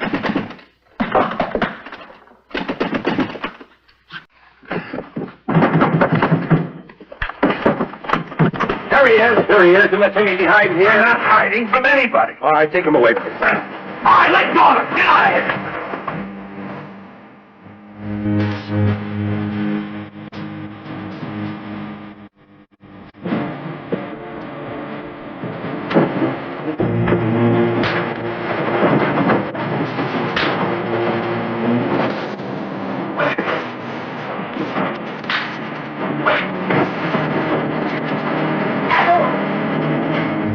All right, get him out of here.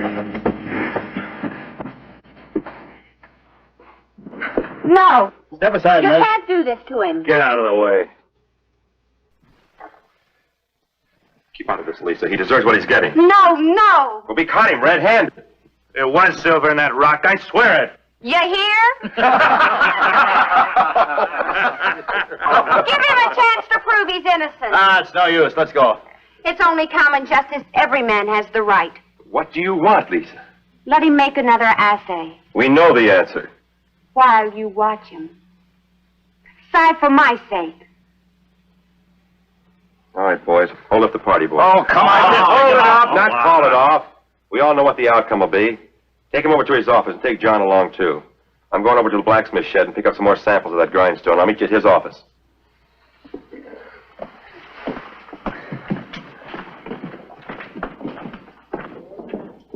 You know, I'm doing this just for you. Thank you, Cy. What's the matter? Going soft? Oh, he'll still get his. Then I'll stand a better chance with Lisa when it's all over.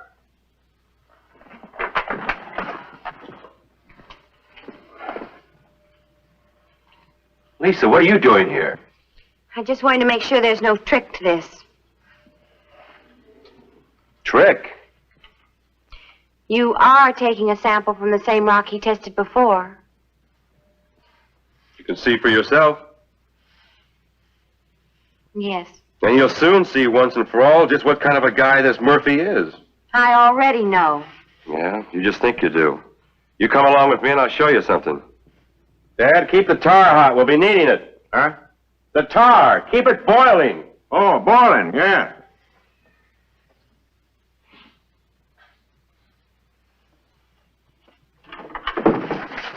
Here you are. Don't take all night to do it. I've got to find him up.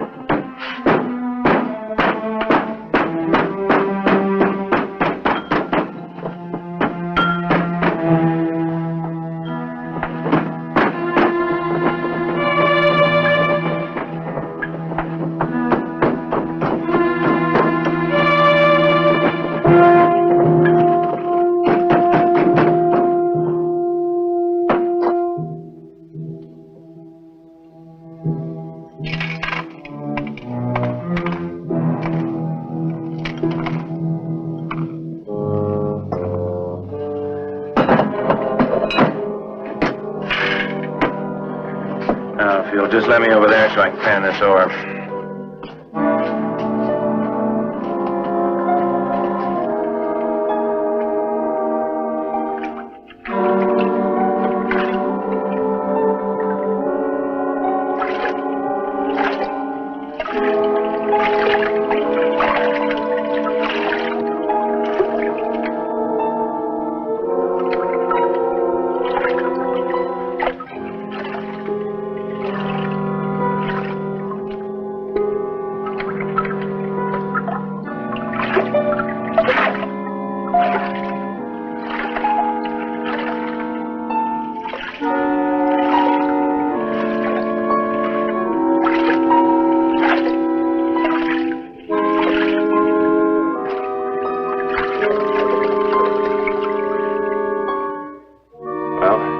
Ready to test the concentrates. Concentrates? You mean sand.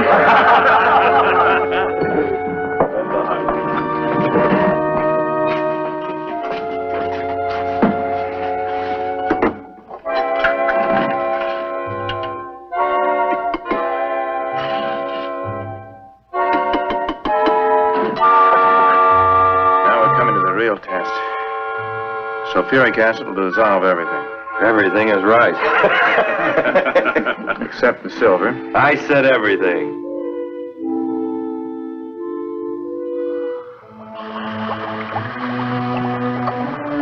What's the matter, nervous, Murphy? Thinking about that tar and feathers? Be lucky if you don't get the rope.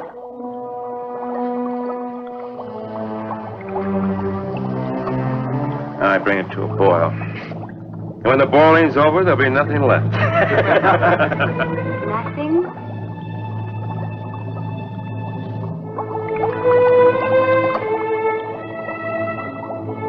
How long will it take? Minute or two. Thanks. Oh, no, you don't. I know that old trick. You put silver in a cigarette and drop the ash. You're not salting the old grindstone that way, Mr. Murphy. That's straight tobacco, Meeker. We're still not taking any chances.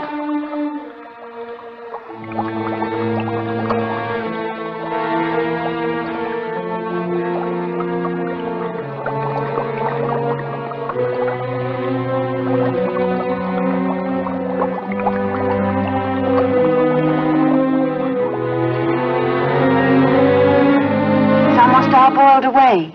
Yeah, well, you watch. That crucible will be empty.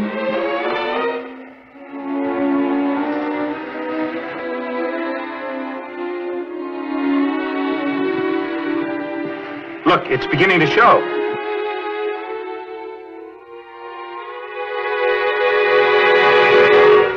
It's silver! What did I tell you? I can't see. That black powder, it's silver! Silver and sandstone. For the first time in the history of this country. I still don't believe it.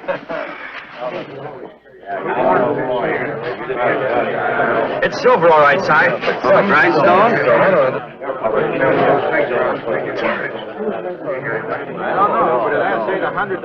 John, come with me quick.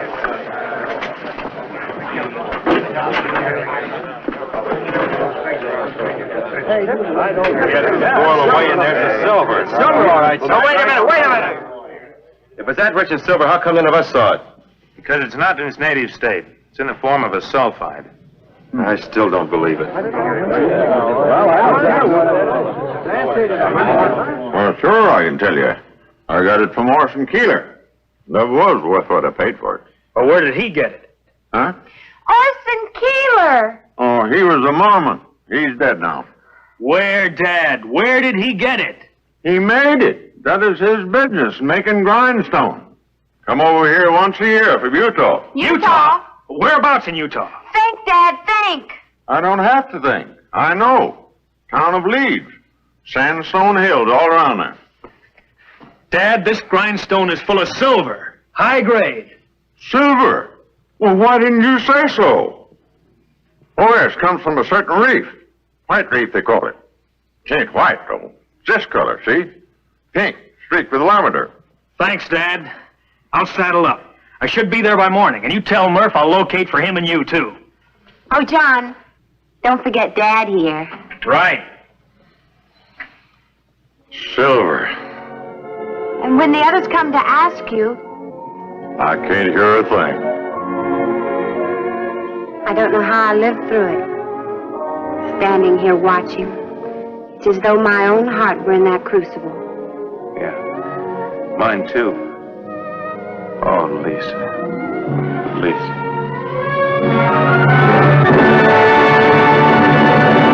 And that's the story of the Mormon's grindstone, which started one of the big mining rushes of the West. Silver Reef, the cap was called. And in the next 10 years produced over $10.5 million worth of ore.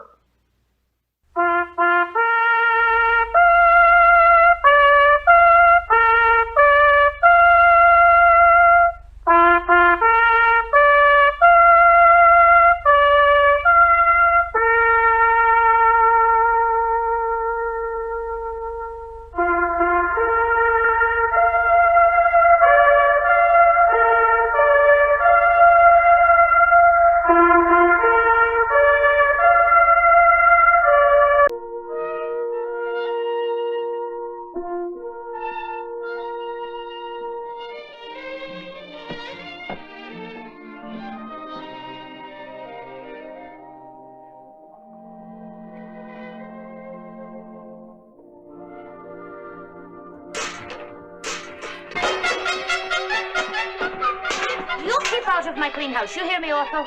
That sign there says clean and honorable, and you ain't the one or the other.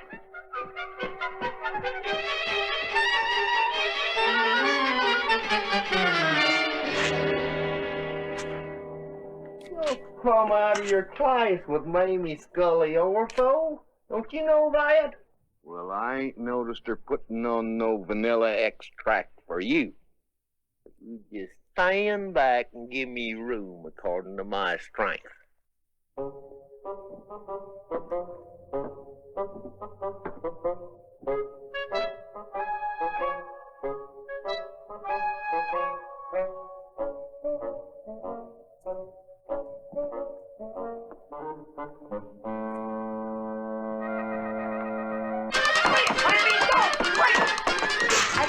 1,000 times to stay clear of my roof, Skinner Graydon, and take your posies with you. It'd take a whole wagon load of roses to cover the smell of mules about you.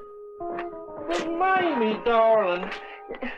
Well, appears like you ain't exactly in her class neither. Looks like you're gonna have to trade them mules of yours for a wagon load of roses. Mamie, darling. You went and done it again, didn't you?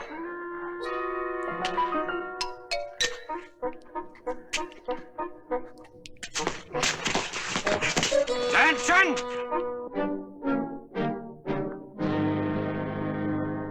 Niger? You men realize there's a war on? You should be loading supplies for General Taylor.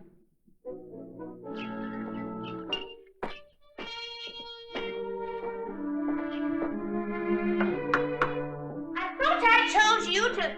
Good evening, Mrs. Scully. Major Roberts, How very nice of you to ask me for dinner. come in. Come in. Thank you. Brass button uniform. It'll sparkle with her every time. Don't you men realize there's a war on? Brass buttons never won no war that I know about. But it'd sure come to a whistling stop if there wasn't no mules, I'll tell you that.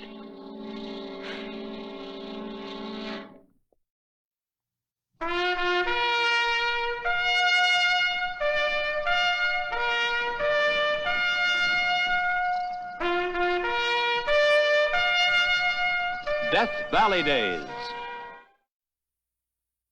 Howdy, folks. I'm the Old Ranger. During the Civil War, the great battles of Bull Run, Antietam, and Gettysburg overshadowed anything that happened west of the Mississippi. Yet history tells us that when the Confederates of Texas invaded the territory of New Mexico, an incident occurred, one of the most bizarre of the Civil War, called Graydon's Charge.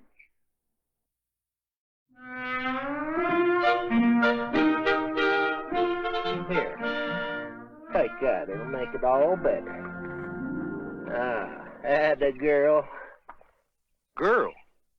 Since when they got girl mules? Well, you know she ain't, and I know it, but she don't know it. Something kind of sad about being a mule. Not being either a male or a female gives them the melancholies. Think of all the problems they ain't got. And the way you fuss over them gives me the melancholy. Well, maybe you better fuss with that wagon a little more. Give it a handful of grease and a couple of stove bolts. It's about to rickety away. Squeaking wheels ain't what draws these blasted flies around here. Smart, Ellie. I ain't never had me no kinfolk. Till I got me some mules. I wonder who's winning the war back east. I don't know, and I don't care. Well, you're a soldier, ain't you? I mean, we're both against the Rebs, ain't we? Hauling supplies every now and again for the army ain't what I call soldiering. I ain't mad at nobody. There was a fella come through the port the other day, said he's fighting up a storm back east. You'll never catch mules doing anything that stupid. Fred, now you stay where you are. That mule sticks closer to you than a foxtail in a sock. Been that way since he's 3 days old. I'm the only kin he ever had. Well, I always figured there's a mighty jackass in you. I told you down in front of Mamie's house not to say jackass that word in front of my mules, and I mean it. I saw Mamie this morning over to the blacksmith. Say anything about me? She said that we was to quit fussing in front of her house every night. That if a fellow wanted to call on her proper, he had to dress, act, and smell like a gentleman and not roll around the street before he got there. Right buttons, that's what she shines up to. But Ortho, ain't she just about the prettiest thing you've ever saw? You're kind of high on her, ain't you? Kind of fixing to marry me, that little Irish gal, one of these days. Hey, Skinner. Major Roberts wants you and Ortho ready to move out at a minute's notice. Where are we going to? Well, the whole platoon's leaving now. You and Ortho are to meet us at Wawona Grove. What's in the way? Well, there's a detachment of renegade Rebs moved into Valverde Gap, blocking off our supply line to town. You told me there weren't no Rebs in Mexico. Now, you better get cracking. Come on, baby. When I offered to help out the army, I didn't figure on no fighting. I don't cotton to killing. Me neither. Hey, maybe this will give me a chance to prove to Mamie I can be somebody.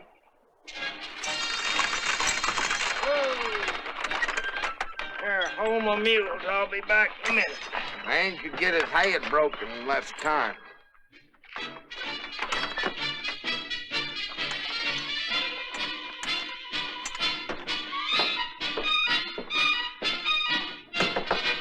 Mamie. Be right there. Skinner Graydon, how many times am I going to have to tell you? Take your mule, hide away from my building. Now, wait a minute, Mamie, darling. Get!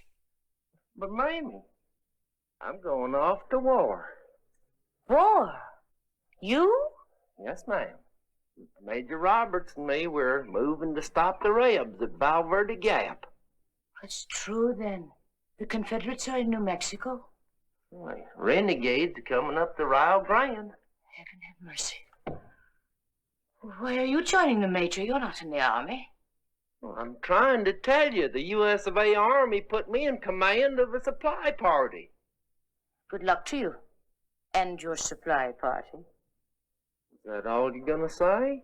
With you and that pack of mules out of town, maybe a decent body will get a breath of fresh air for a change. Well, a man could get hurt, you know. Maybe even killed. Skinner Graydon, hold your ground. Skinner, it's not that I don't like you. It's just that a decent woman wants a man she can be proud of. A man who can take her out among friends. Not a grisly old mule Skinner who'd just as soon sleep in the same stalls with the beasts as not. Golly, Bill, they got feelings too. A woman has got to respect her man. He's got to try to be somebody. Oh, he does he? Well, I'll be somebody. I might just decide to become a dadgum hero at Valverde Gap. Now, what do you think of that? Man don't need no brass button uniform to be a dadgum hero.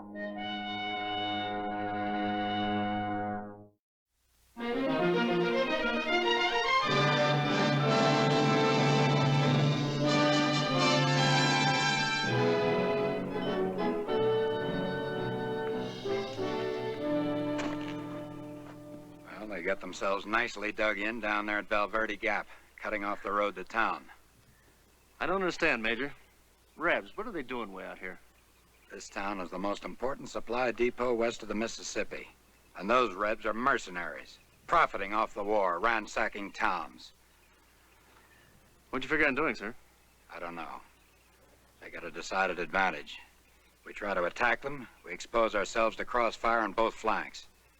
In the meantime, all they got to do is just sit down there and block off the town from supplies. Starve us out.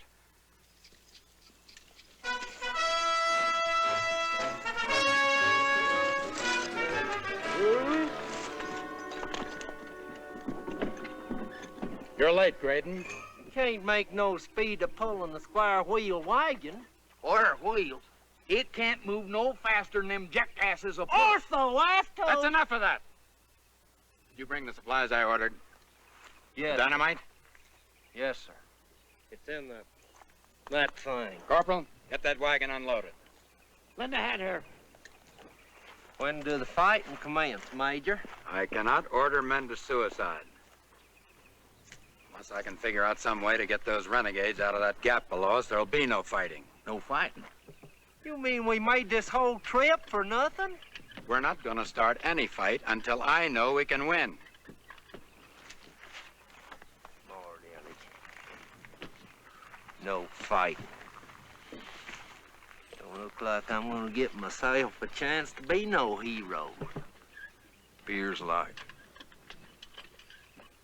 Skinner, if you was to be a hero and marry Mamie, you'd have me over to supper a lot, wouldn't you? And our freighting partnership would still be on, wouldn't it? And of course it would, Dorotho. It'd still be your wagon and my mule, just like it always has been. Mamie's house would be your house. Sure don't look like it's gonna happen, though.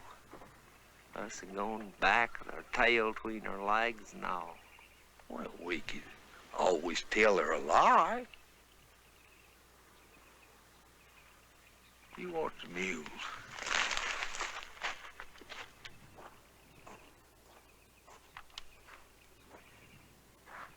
Major Roberts, sir. Yes, what is it? Skinner had himself an idea. Yeah? He said, what if he was to strap that dynamite onto them old mules of his, light the fuses, and send them on into the Reb camp? I don't know. Them mules will go any which way he tells them.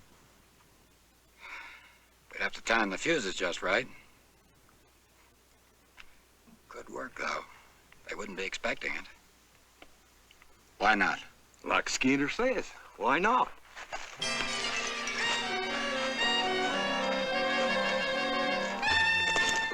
Skinner, that's a great idea. Sir? The mules. Putting the dynamite on your mules and sending them into the Rebs' camp. Dynamite? My mules? You look after your mules, I'll see to the dynamite. Just back off now. I won't forget this, Wait Skinner. just a minute. You now. will be a hero. I don't care if I'm a... I will? You will indeed, sir. Well, Major, I was just thinking, wouldn't that dynamite have more of a jar to it if we put it all in one big hunk? You've got a point there. Well, then why don't we just go to work and stick it all in the wagon? Now, just a minute. I think you're right. Get your wagon loaded up again with that dynamite. But, Major... Hurry it up! But that's the only wagon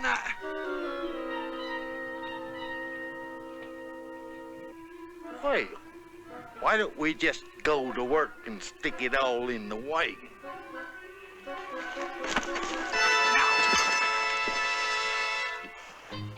We ain't got time for this. We're under orders to the U.S. of A. Army. Why'd you have to go dragging my mules into this thing? You want to be a hero, don't you? What's more important to you, Mamie or these blasted mules? I want them all. Besides, you know Freya can't stand no loud noises since he caught that cold in his ear. Well, get him ready. I'll load the dynamite.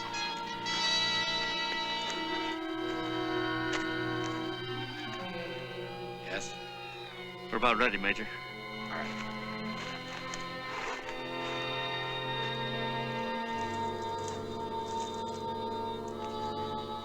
Now there's a slope to that road right above Valverde Gap.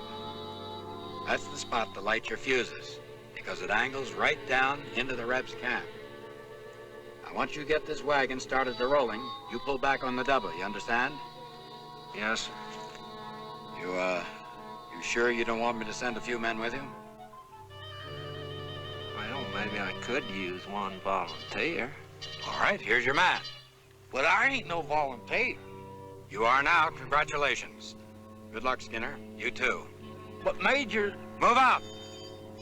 Cover them. Come on, Freya.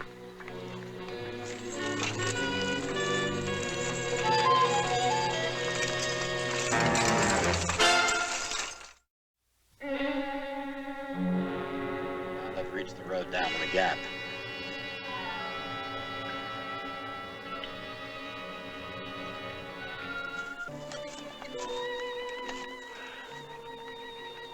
Freya, I'd rather cut off my right arm than do this to you.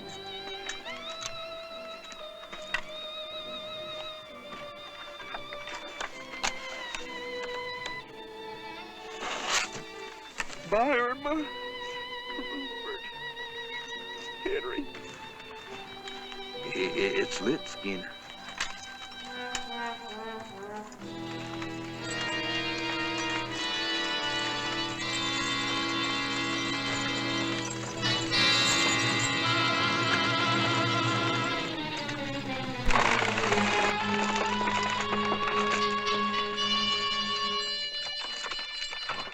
Try not to look back. I feel bad, too. There's many a mile in that wagon. A wagon ain't nothing but wood and iron, not flesh and blood.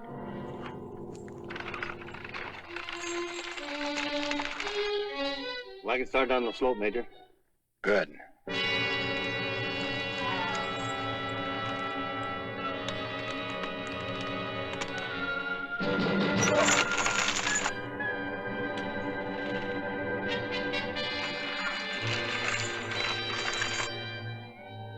Holy jumping catfish, those mules, they're turning back. What?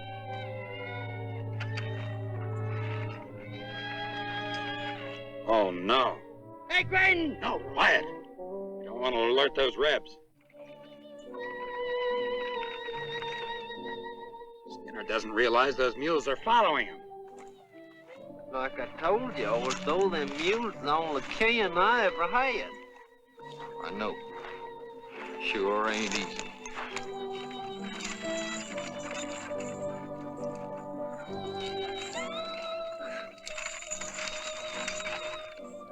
Pray and bless his little heart, he's a-following me.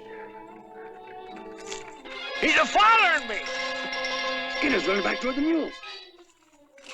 Pray shame on you now. Come on.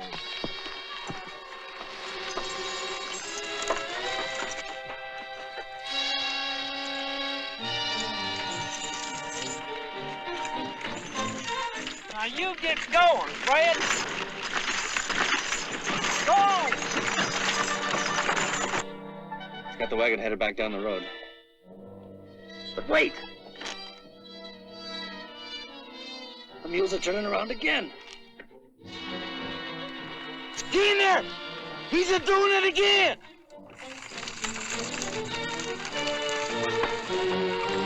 Fred, I'm real disappointed in you. You're going to get somebody hurt.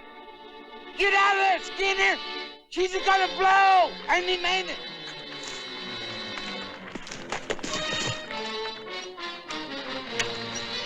Now you get away from there, you idiot!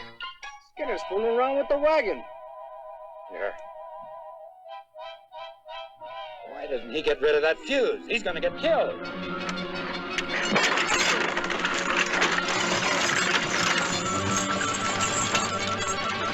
Now the wagon's on its way. Ah, Fred, move! Ah! Ah! Ah!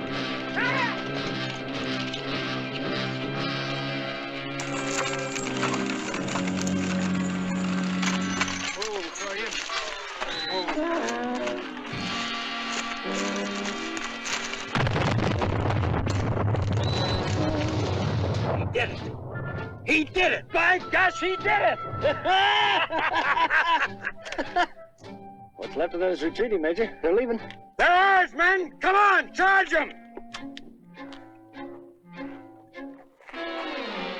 Well, I hope you're satisfied. Perfectly good wagon, just blowed to smithereens. Skinner, that was a brave thing you did. You could have got killed. We're mighty proud of you. You've made a vital contribution to the war effort. You probably saved the whole town from those renegades. You sure the coat is all you wanted in payment? Major, much as I cotton to that Bryce button jacket, I'd rather get a wagon for Ortho if you and the U.S. of A. Army could spare it. That wagon was all he had in this world. Except maybe me. You take this order down to the supply depot. They'll fix you up. Thank you, sir. Skinner, Yes, sir. take the coat with you, too.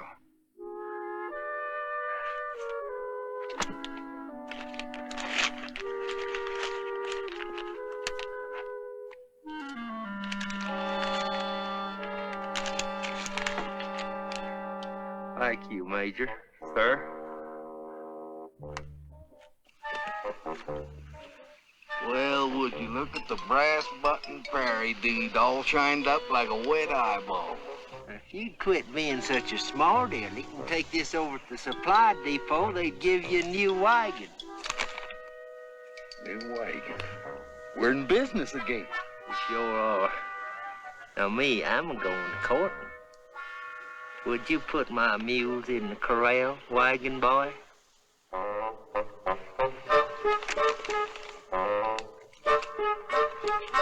You know something, Fred? We're about to lose us one of the best mule skinners in the business.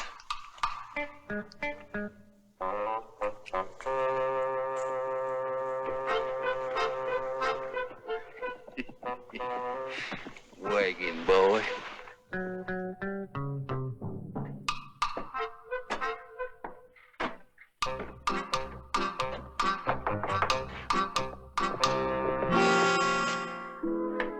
Well, for the love of Mike, Skinner Graydon all scrubbed and gussied up.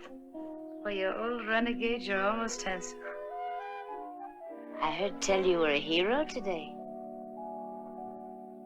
Ain't you gonna invite me in? That I am, Skinner, that I am. We'll leave the door open. What would my fine neighbor say? A handsome devil of a man calling on a helpless widow woman?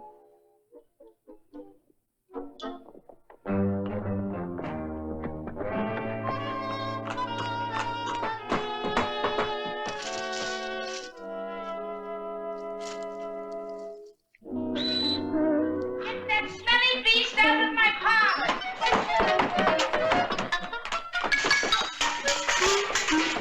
Then stay out, the both of you. But Mamie! But Mamie, darling.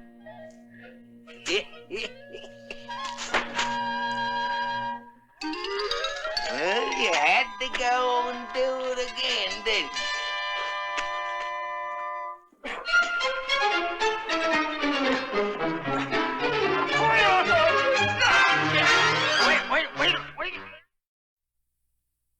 So it was that a mule skinner named Graydon and his mules participated in the Civil War in New Mexico 100 years ago.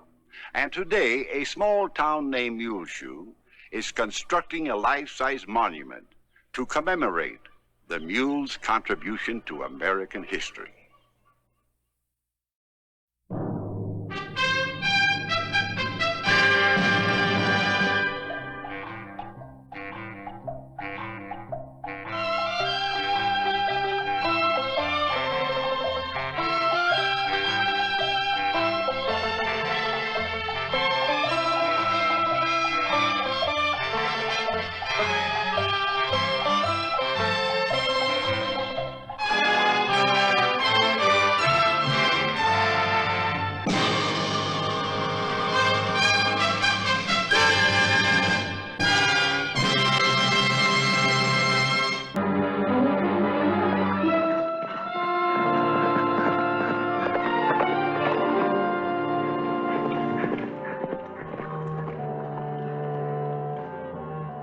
I came as soon as I could, Evelyn. How is she?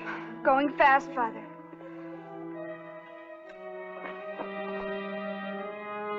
You can't go in there, Father. Pa, he's been drinking ever since Mama took a turn for the worse. He has a gun. Evelyn, I've never known your mother to fail God. He's not going to fail her now. She must receive the last sacrament before she goes. But, Father... It's too late for your mumbo-jumbo now. It's a matter of minutes. No, stay away. Anna don't need you now. Did she say that, Mr. Jackson? I know how you feel about me, but don't deprive your wife of making peace with her God. She sent for me. I've got to go to her, Mr. Jackson. I said stay out of there.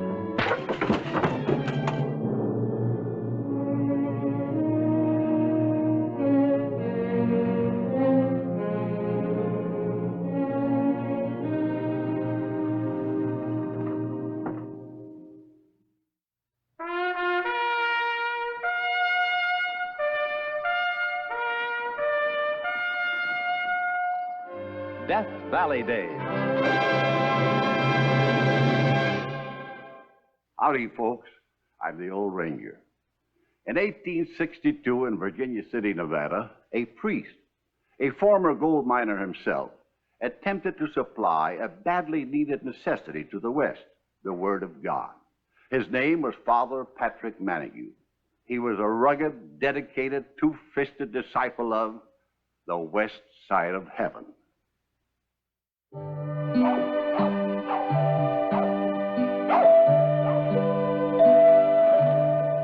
Father Manigault. Oh, hello, Mr. McKay.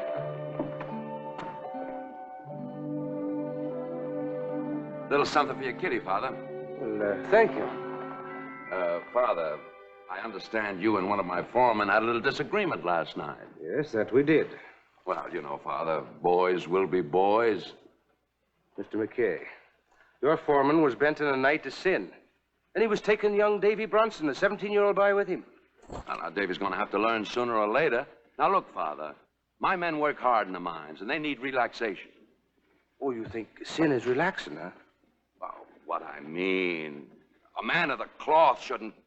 Mr. McKay, I think you better take this back. The church don't accept bribes.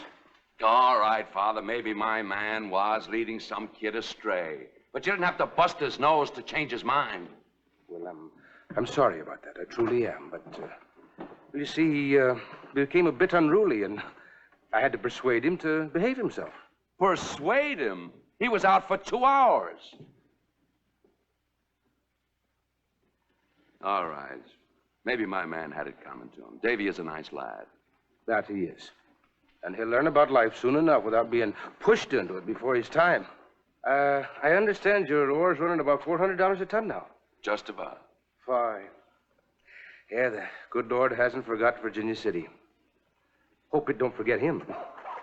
Good day, Mr. McKay. Good day, Father.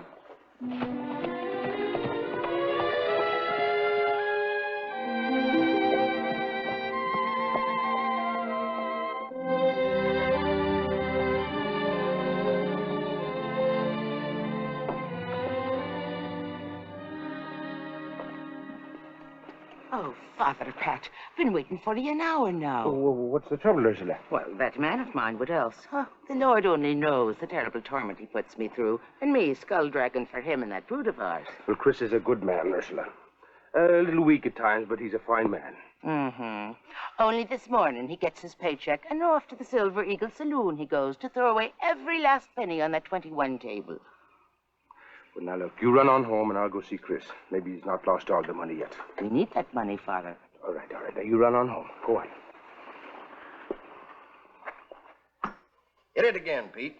I start to work tomorrow. That means no hooch for a week. That's right. Got to keep your wits about you in your line of work. You in town for a spell? For a week. Unless I blow out of here sooner.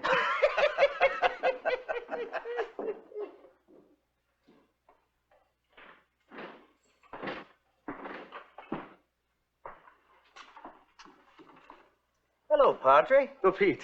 Hot day, isn't it? That it is, yes. How about a nice, cool beer?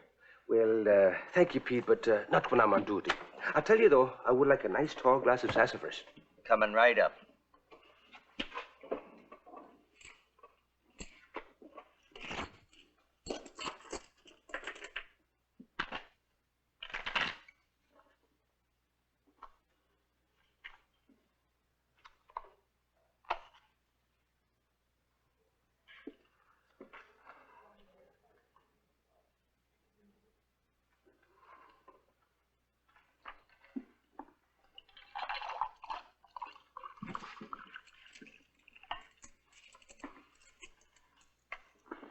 Thank you, Pete. What does that there mean on the back bar there? Manigault's Kitty. Oh, that? Manigault's Kitty. It's for the church. Our Lady of the Pines. You see, Father Our Lady of the Pines. With all the drunks in this town, they ought to call it Our Lady of the Wines. If you ever blaspheme the name of the Mother of God again, I'll knock you down and I'll hammer on you till you'll have to beg the Lord's forgiveness. This is Father Pat Manigault. Father, this is Jim Schuster, the new dynamiter at the mines. Father, I didn't know you were here. I'm sorry. Well, you shouldn't be saying those terrible things. A fine man like you. You're right, Father. I don't know why, but well, sometimes I just act like a bum.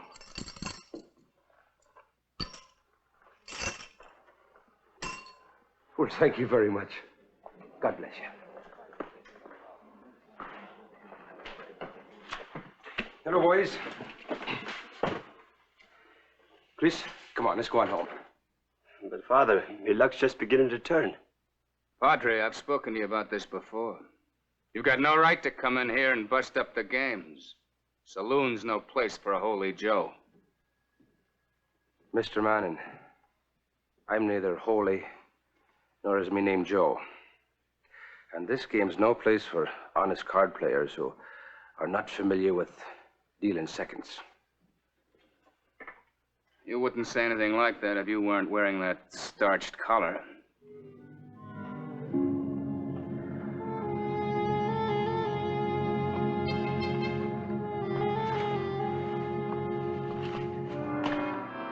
And now, what were you saying?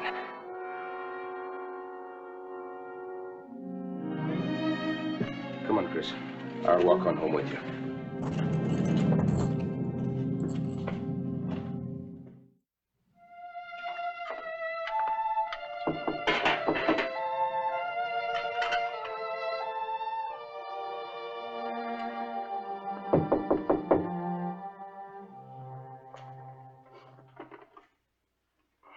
Oh, Mr. McKay. I hope I'm not disturbing you, Father No, Pat. no, not at all. Please come in.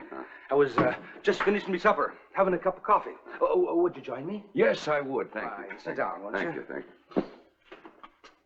It's not very good coffee, but it's strong. I got used to drinking this strong miner's coffee when I was working in the ore pits.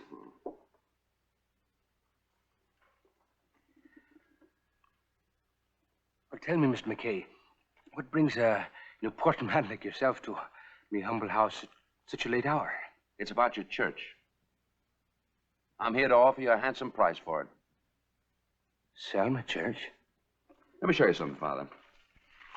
As you know, the mine tunnels all run underground, right below most of the town. Now, we've been boring deeper and deeper in the tunnels. And now the entrance shafts are becoming too spread out. We're having to haul our equipment too far, and it's not safe either. If any of these entrances caved in or caught fire, it would endanger the whole town. Yes, I can understand that, but what's that to do with me church? Well, we want to sink another entrance shaft closer into the main network of tunnels. And the land that your church sits on is the most logical place to sink another entrance shaft. Well, what about this dry goods store next to me church? Oh, well, we could sink another shaft there. But you see, the tunnel under the church is only 40 feet down.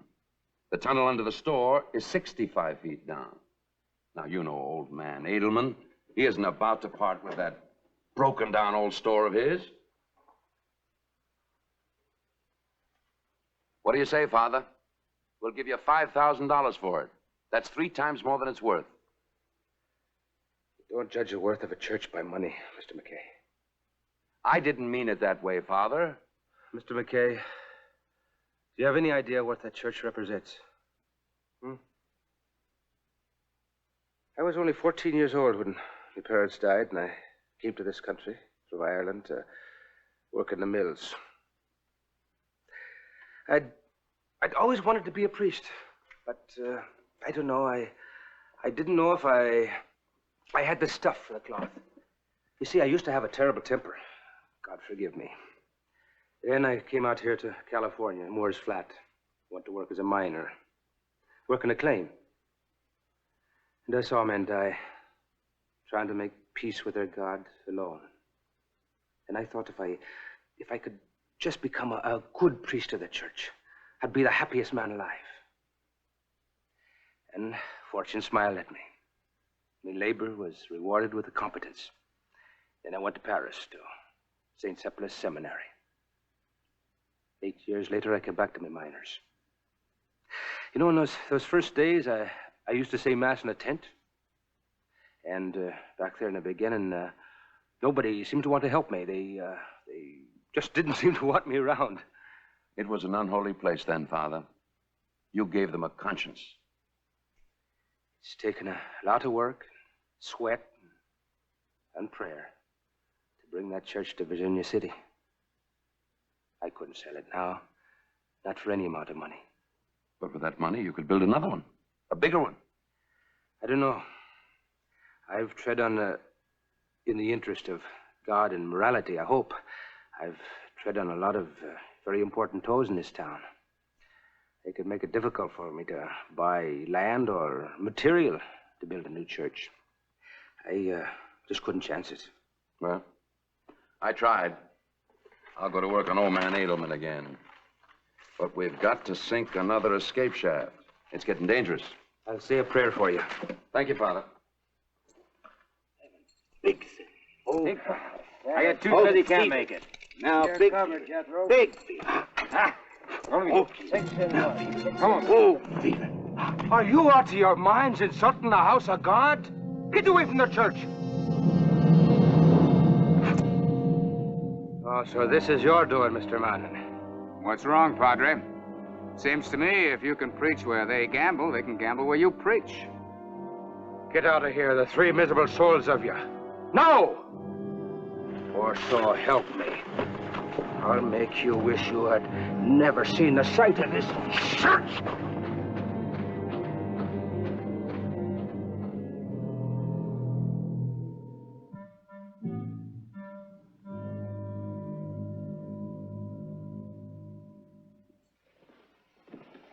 I mean it, Chris. Oh, hello, Chris.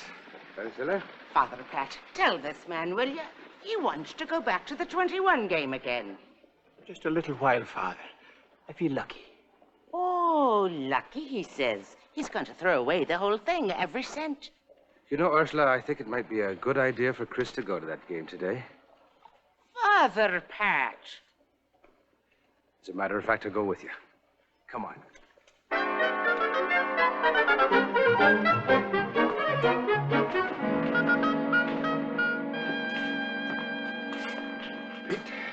The kitty's getting fat, Father. Oh, fine, fine. Pete, could I have a deck of cards, please? Oh. Thank you. Come on, Chris, I want to show you something. I want to explain to you how you can deal 21 and never lose.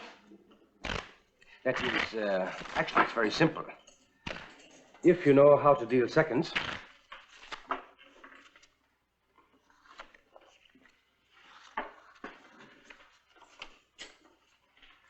A 9 and a 3, right?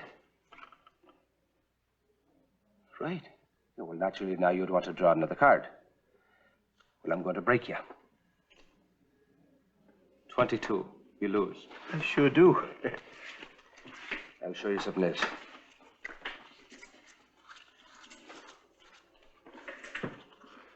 You've got 19, right?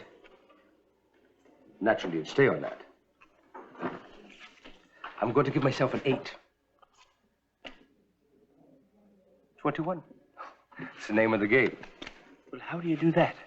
Well, actually, Chris, you see, I wasn't dealing off the top of the deck. I was dealing seconds. That's the card under the top one. That way, I can control your hand and mine. How much money, Chris, do you figure you've lost to Mr. Manning here? About $80. $80? Oh, that's about a month's pay, isn't it? Tell you what, you've got your money with you now. Why don't you play Mr. Man in one hand for $80, huh? Come on, we'll all watch. Hold me, boys.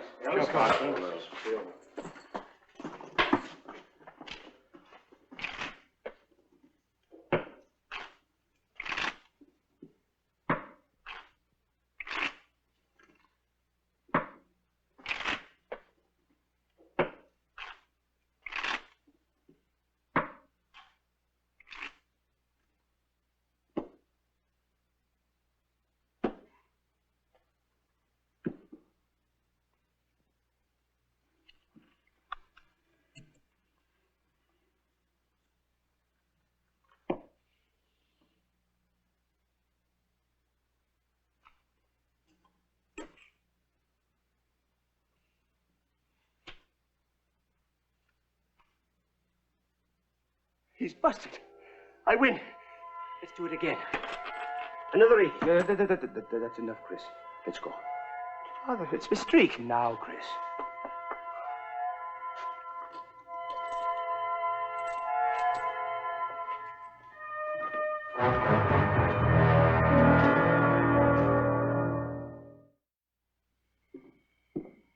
Padre, I'd like to have a little talk with you about a business deal.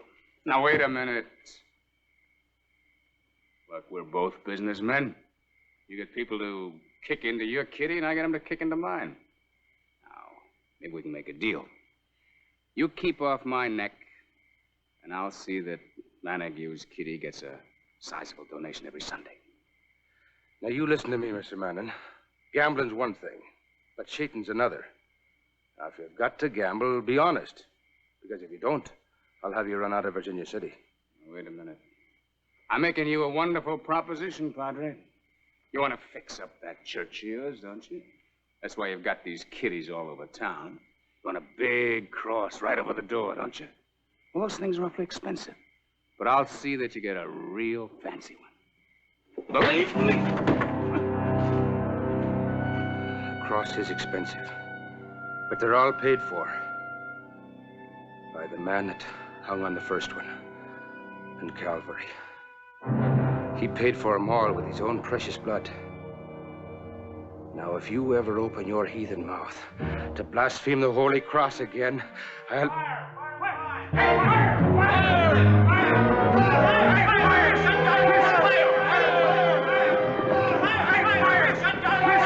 Where is it? The main tunnel.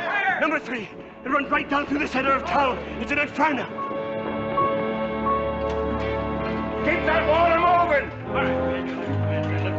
Start a line on the other side! How bad is it? Oh, the fire's spreading right through the main shaft, but we can't get at it. The hotspot's moving closer in toward town. We can't break through to it. If we only had an entrance shaft a little closer in. Oh, Mr. McKay!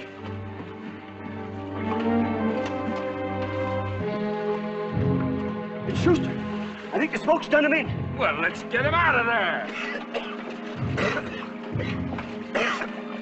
No use. No use fighting the fire from this end. It's too hot. Maybe if you'd let me dynamite the hot spot, that might do it. Let him do it, Mr. McKay. Let Schuster dynamite before the mine caves in the whole town. The hot spot, where is it? Right underneath the church. Father Montague would never let you dynamite the church. He'd be out of a job.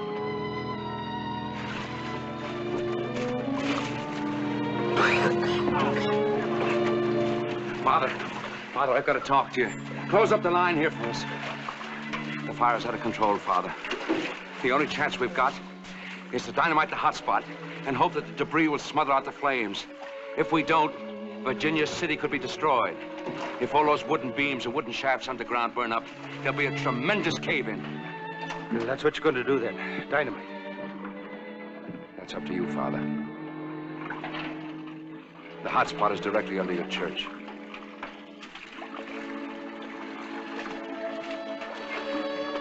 You're asking me to destroy 20 years of my life.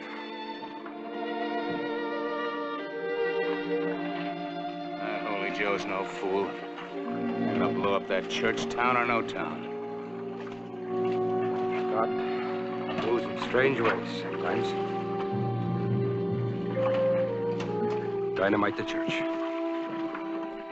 I'll get a couple of men to help you salvage some things from it, Father.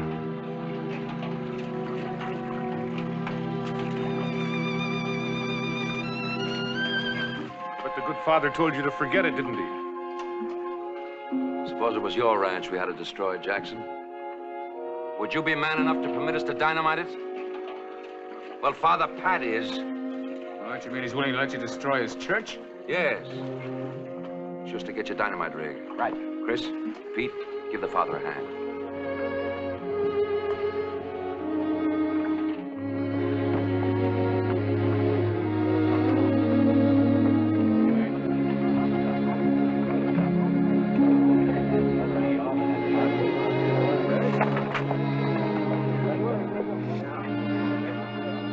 Thank you.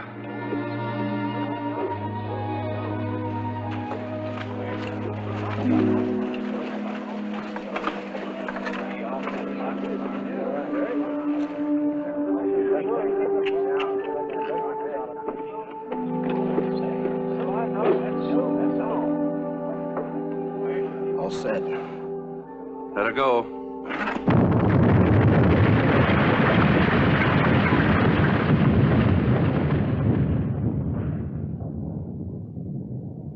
Mr. McKay! Mr. McKay! It did it! It did it! It smothered the fire! It's out!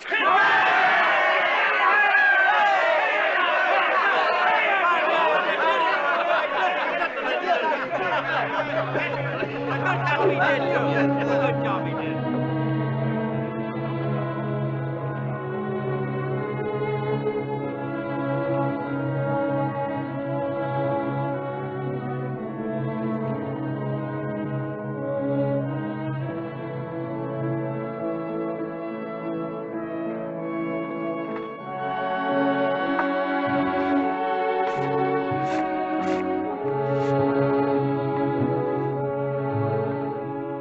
Your church, Father.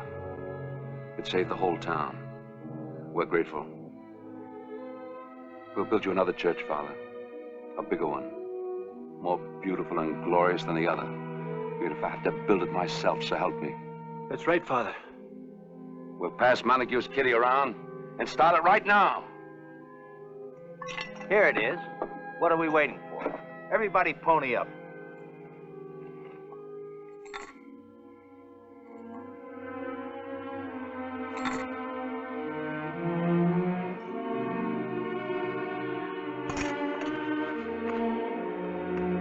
What do you want me to do with this, Father? Just keep it for me a little while, would you? Me? Please. Sure. Mama loved this church. Now it's gone. No, it's not, Evelyn. It's bigger and stronger tonight than it's ever been. I used to be a carpenter, Father. I'd like to help if I could. I'd be most grateful, Mr. Jackson. I have great respect for carpenters. My Lord was a carpenter.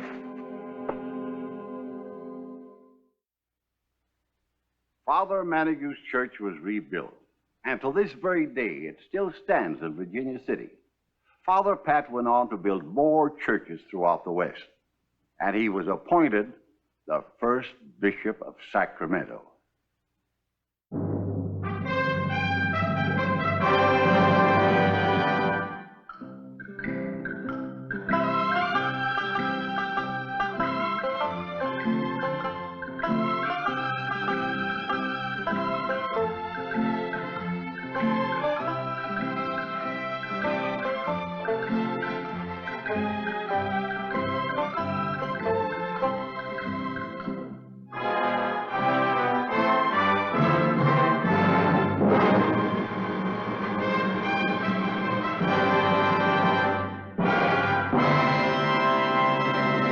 নতুন ভাবেই আজকে কিছু একটা হবে সেটা জানাতে মৌ আমাদেরকে একটু হেল্প করো। আমি কি জানি? আর আমি যে জানি সেটাই তো আমি জানি না। চলো আমরা একটু দুজন মিলে ট্রাই করি। শিওর। নতুন দিন, নতুন পর্ব এবং সেই সাথে নতুন চ্যালেঞ্জ। কিন্তু চ্যালেঞ্জটা আসলে কি?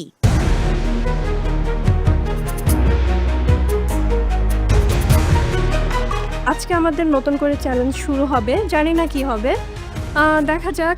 গত দুটো পর্বে আমি খুবই খারাপ পারফরমেন্স দেখিয়েছি, আশা করি আজকে আমি ভালো কিছু করতে পারবো।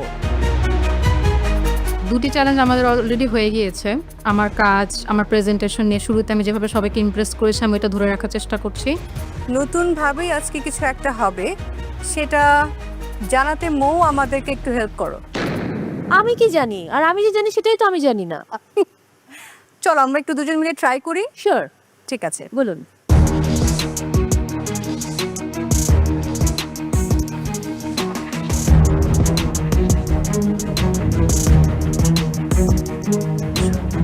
পূর্ণিমাপু, কোনো কি সমস্যা? আপনি ফিস ফিস করে কথা বলছেন কেন? কি যেন বললে তুমি? ফিস ফিস করে কথা বলছেন কেন? লাউডলি ভাই শুনতে পাচ্ছি। এই যে তোমার মুখ দিয়ে তো বেরিয়ে গেছে, মানে ফিস ফিস। রাইট। মহামঞ্চ আসলে একটা রহস্যময় জায়গা, এটা একটা মরীচিকাই বলবো। যদি মনে হয় যে এটা হবে তবে সেটাই আগে হয় না, এবং যেটা মনে করি না যে আজকে হবে সেটাই হয়ে যায়। সেরা রাধুনির এই মহামঞ্চে কোনো কিছু প্রেডিক্ট করে আসা যে আমি এটা নিয়ে প্রিপারেশন নিব, এটা আসলে আমার মনে হয় যে ভুল, কারণ সেটা গত দুইটা চ্যালেঞ্জে আমি বুঝতে পেরেছি আমি যেটাই ভেবেছি সেটার অপোজিটটা এসেছে। আজকে আমাদের ফিশ নিয়ে কিছু একটা হচ্ছে। ওকে, বাট ফিশ নিয়ে হবেটা কি?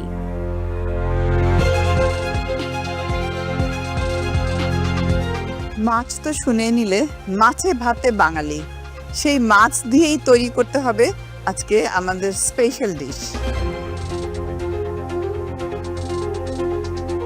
বাট আমরা নর্মালি বাসায় যেভাবে রান্না করি, বাসার রান্না দিয়ে তো হবে না, সো আমাদেরকে দেশি ফিশ রান্না করতে হবে।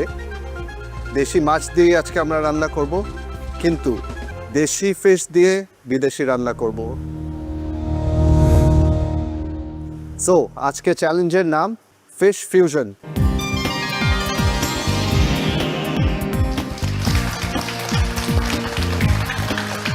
যখন শুনলাম যে আজকে আমাদের ফিশ ফিউশন হবে তখন শুনে একটু ভয় পেয়েছিলাম, তারপর ভাবছিলাম যে না, মেন্টর যেহেতু আছে উনি ভালো মতো এক্সপ্লেন করে দিলে আমি করতে পারবো ইনশাল্লাহ।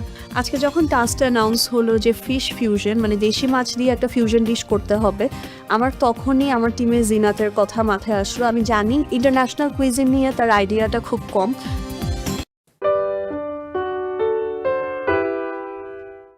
কালকে থেকে ভালো হবে সাইমা, আজকে ডু অর ডাই কিন্তু। হ্যাঁ ইনশাআল্লাহ ভালো হবে। আর মাত্র 5 মিনিটস বাকি আছে, অনলি 5 মিনিটস।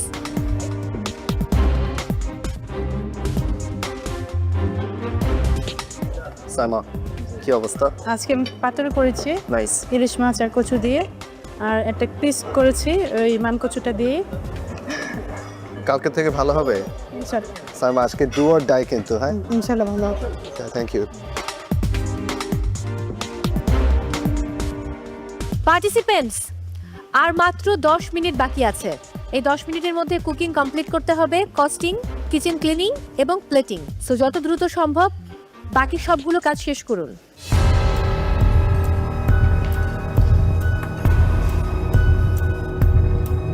আজকে কনফিডেন্ট মনে হচ্ছে সবাইকে। সাইমা আর লাকি আজকে তাদের ডিফারেন্সেস মানিয়ে নিয়ে একসাথে মোটামুটি ভালোই কাজ করতেছে।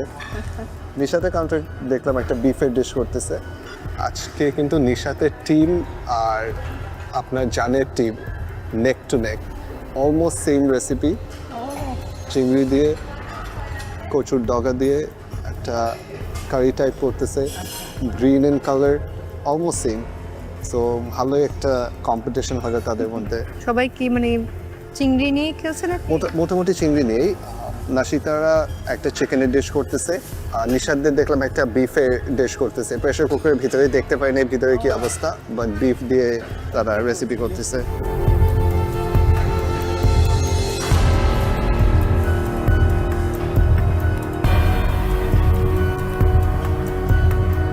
আর মাত্র 5 মিনিটস বাকি আছে, অনলি 5 মিনিটস। এই 5 মিনিটসের মধ্যে প্লেটিং কমপ্লিট করতে হবে, costing and kitchen cleaning. So হাতের সময় একেবারেই কম, প্লিজ হারি আপ।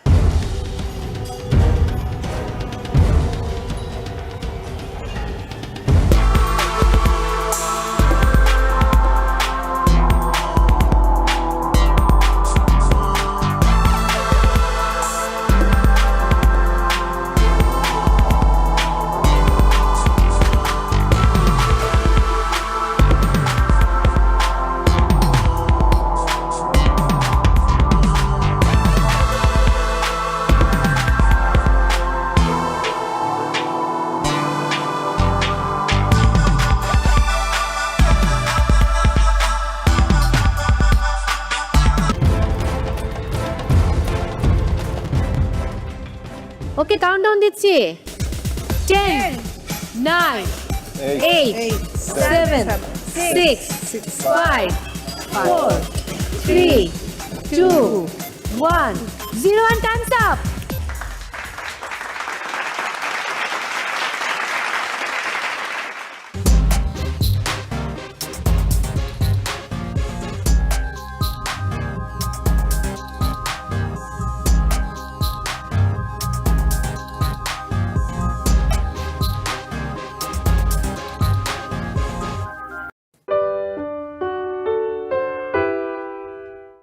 যেটা ট্যাংরা মাছ দিয়ে করেছেন ডাল দিয়ে, থোর রান্না করেছেন, সেটাও খুব ভালো লেগেছে। আপনাদের টিম ওয়ার্ক করতে কি কোনো ঝামেলা হয়েছিল? না। এটা খেয়ে মনে হচ্ছে যেটা মোচার কোফতা। ইট টেস্ট লাইক মোচা। ঢাকার রূপা এবং রাজশাহীর মৌসুমী কবি টিম ডি চলে আসুন।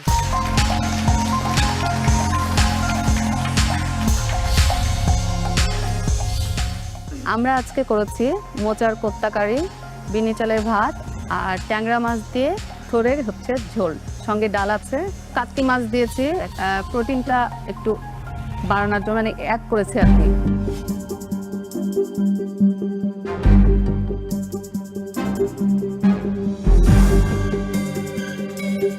আপনাদের টিম ওয়ার্ক করতে কি কোনো ঝামেলা হয়েছিল?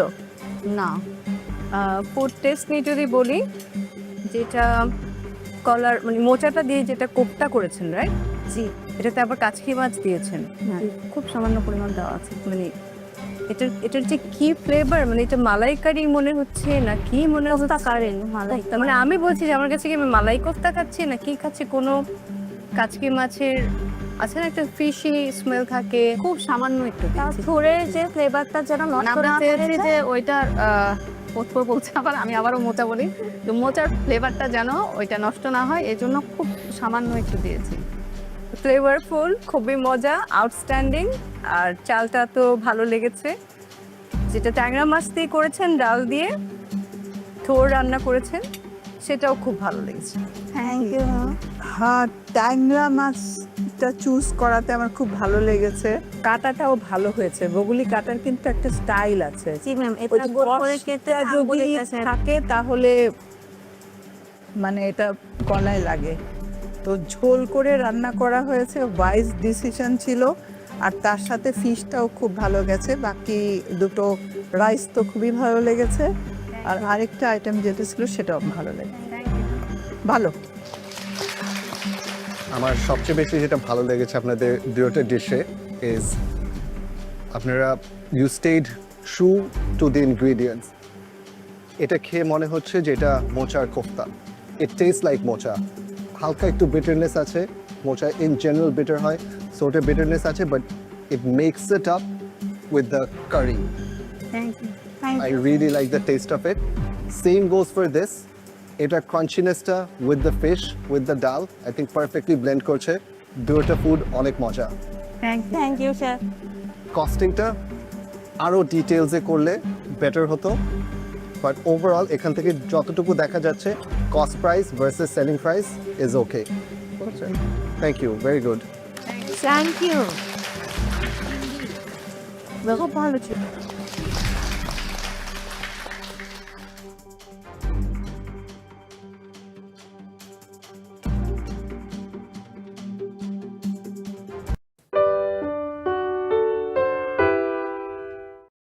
নওশিন স্যার কস্টিং ডাল রূপা কিচেন ক্লিন চেক করেন ক্লিনিং করেছেন আপনি নিচে ডাস্ট পড়ে আছে ওটা ক্লিনিং করবেন আচ্ছা আছে কস্টিং হয়েছে আর মাত্র 30 মিনিট বাকি আছে অনলি 30 মিনিটস সো এই 30 মিনিটসের মধ্যে রান্না শেষ করে প্লেটিংটা কমপ্লিট করতে হবে okay thank you carry on Naim কি বুঝতেছো দেখলাম সবারটাই উর্মি ভালো করতেছে মানে অন টাইম সব কিছু আমার মনে হয় শেষ হয়ে যাবে সেটাই উর্মির কাছে এই এক্সপেকটেশন ছিল না এই রেসিপি নিয়ে বাট সে ভালো করছে আমি এটা প্ল্যানিংটা ভালো এন্ড আমি সময়টা দেখতেছিলাম আই থিঙ্ক অন টাইম সে শেষ করে ফেলবে এখানে আমরা মেন্টরসদেরকেও একটা ভালো ক্রেডিট দিতে পারি আপনি যেটা বললেন যে এক্সপেক্টেড ছিল না ঠিক আছে এখানে মেন্টরসদের একটা বড় রোল আছে তাদেরকে এক্সপ্লেইন করানো পুরো জিনিসটা সময়টা ডিভাইড করে দাও যে আপনি কতক্ষণ সময় প্রিপেয়ার করবেন অ্যান্ড ফিনিশ করবেন ওর অবস্থা কি দেখি আমরা তো তিনজন ওর নাচোস চিপসটা দেখলাম হ্যাঁ এটা সুন্দর হয়েছে হ্যাঁ ভালো হয়েছে সো ওটার সাথে বাকি যে ইনগ্রেডিয়েন্টসগুলো সস বা যাই হোক যদি প্রপারলি ও নিয়ে আসতে পারে গুড বাট আমি একটু আমাদের লো স্কোরার যে ডক্টর মনিম আছে ওনাকে নিয়ে আসলে একটু টেনশনে আছে ওনাকে নিয়ে আমিও টেনশনে আছি আমি এবারের রাউন্ডে খুব ভালো কুক একটা এবং ভালো একটা মার্কস পা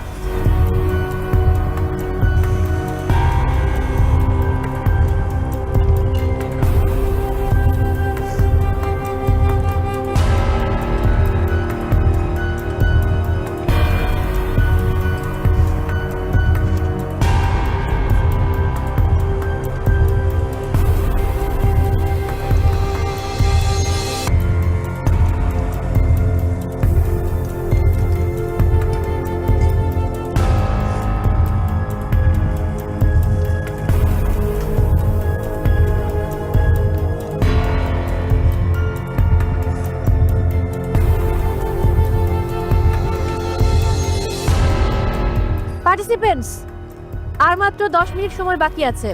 এর মধ্যে এনিহাও আপনাদের ফুল প্লেটিং কমপ্লিট করতে হবে। আর আজকে আপনাদের কাছ থেকে আমরা চমৎকার প্লেটিং দেখতে চাই। ওকে?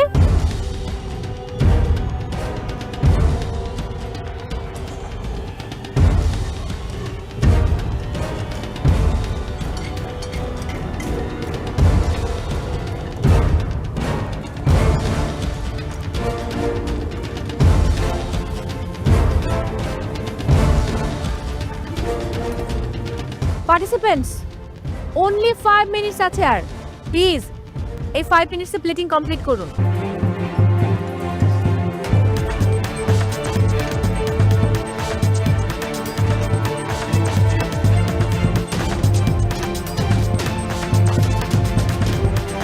only 48 seconds.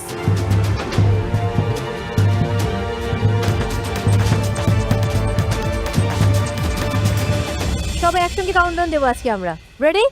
10, 9, 8, 7, 6, 5, 4, 3, 2, 1, 0 and time's up.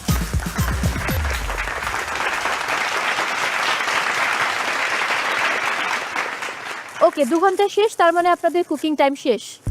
এবার দেওয়া হচ্ছে 15 মিনিট, যার মধ্যে আপনাদের কস্টিং কমপ্লিট করতে হবে, একই সাথে কিচেন ক্লিন করতে হবে, এবং সেই সময় শুরু হচ্ছে এখন।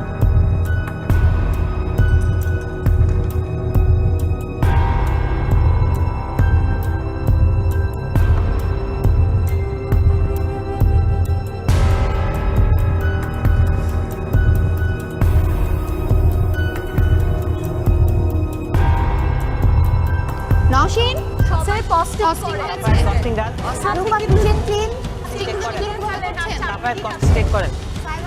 ক্লিন করেছে, আপনি নিচে ডাস্ট করে আছে, ওটা ক্লিনিং করবেন। আচ্ছা আছে কস্টিং হয়েছে, ফুড ফাইল করবেন না, ভিতরে ঢুকে দেন, ভিতরে ঢুকে কোমো আপনার ওগুলো ক্লিন, নিচেরগুলো ক্লিন করা।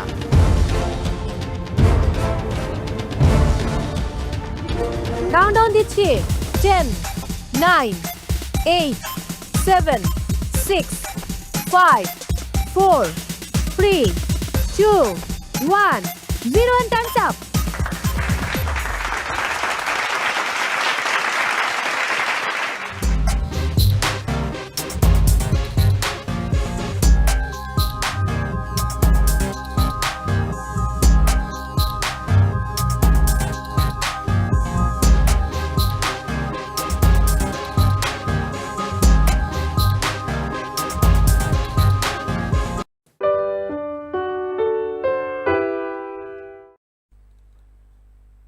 MBB tất cả ngân hàng đều xuống. MSB quạt BRI ngân hàng.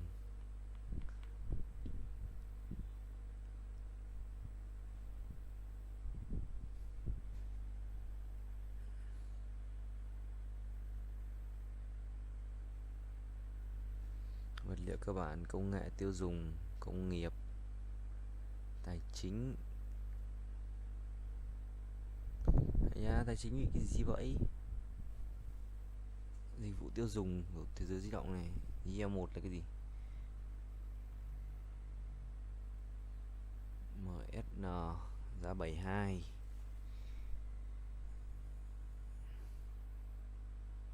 Và Xuyên Hòa Phát 27,2. Ok, Bri.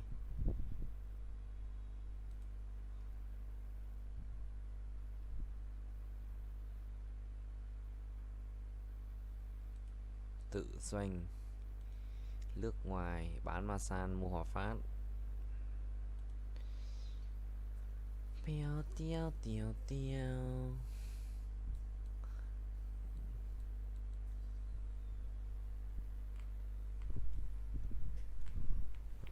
Forming.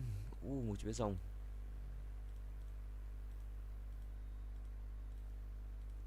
Xóa độ chứ còn gì nữa, nhọt.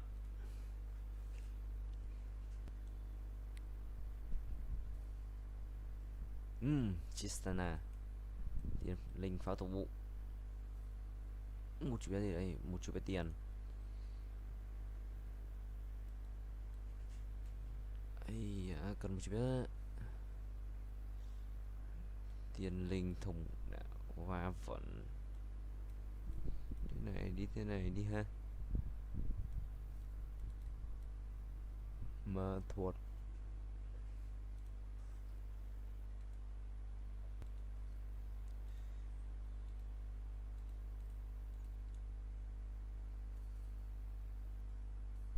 Casadin nữa, chẳng liên quan gì nhau. Đây rồi, có liên quan rồi đấy.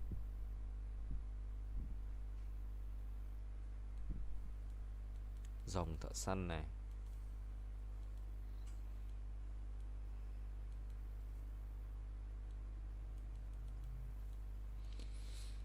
Ok, ok.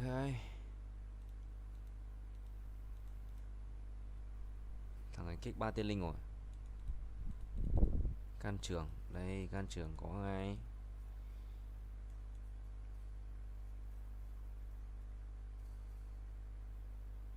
Một chủ bé Ari ạ, hồi lùng đấy.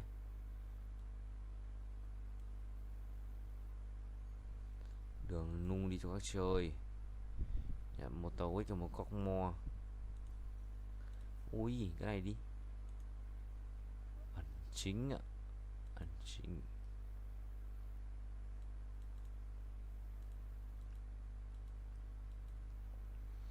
Ẩn chính bảo hộ cái gì vậy? Này đi. Bán.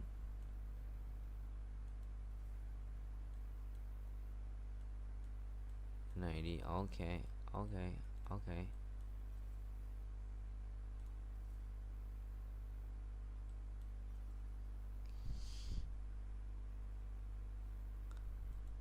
Cái này đi, ok buddy.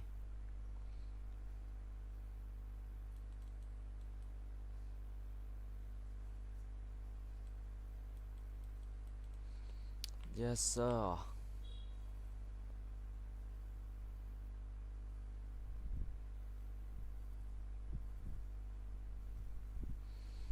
Không ăn thua.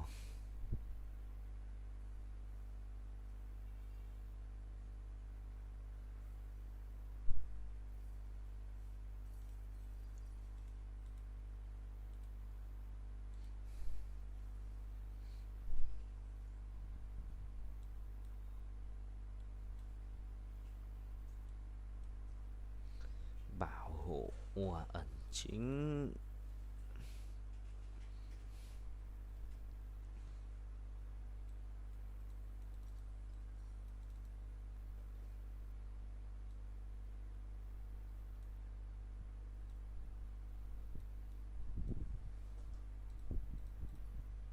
Xem cái gì vậy?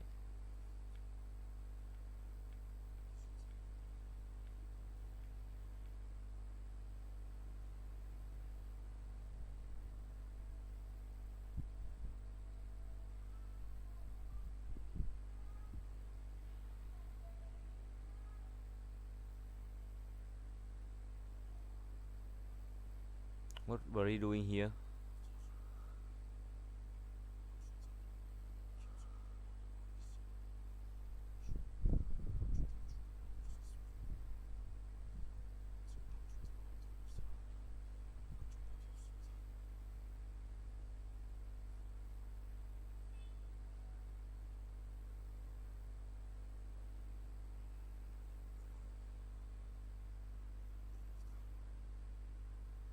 Tôi không tin anh à. Sao nhót.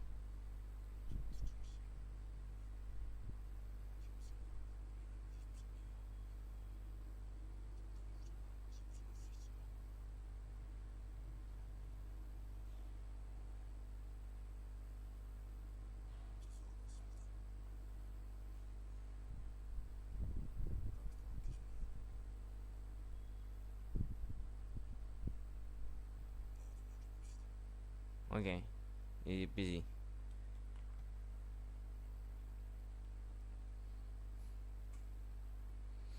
Giang he bin.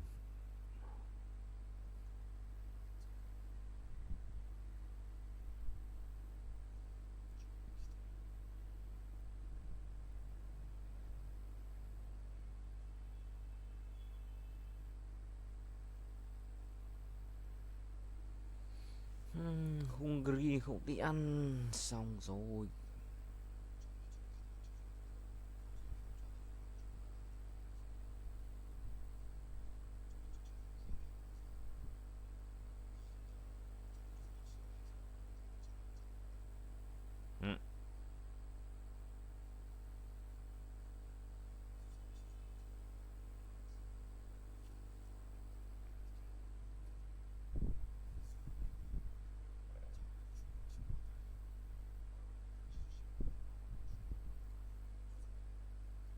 Jun hả?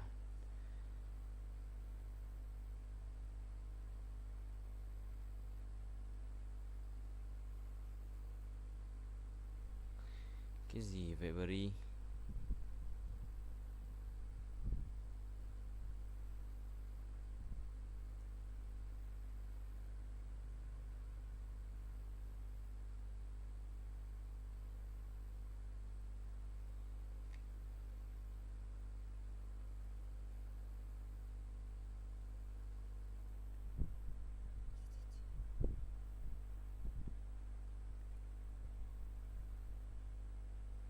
Mày nhon.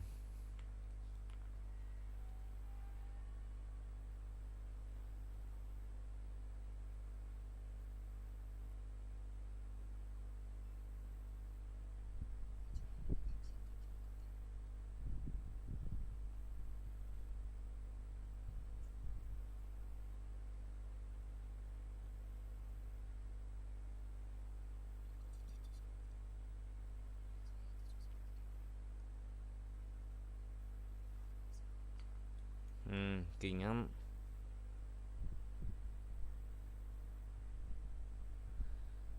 Giang Tê Su.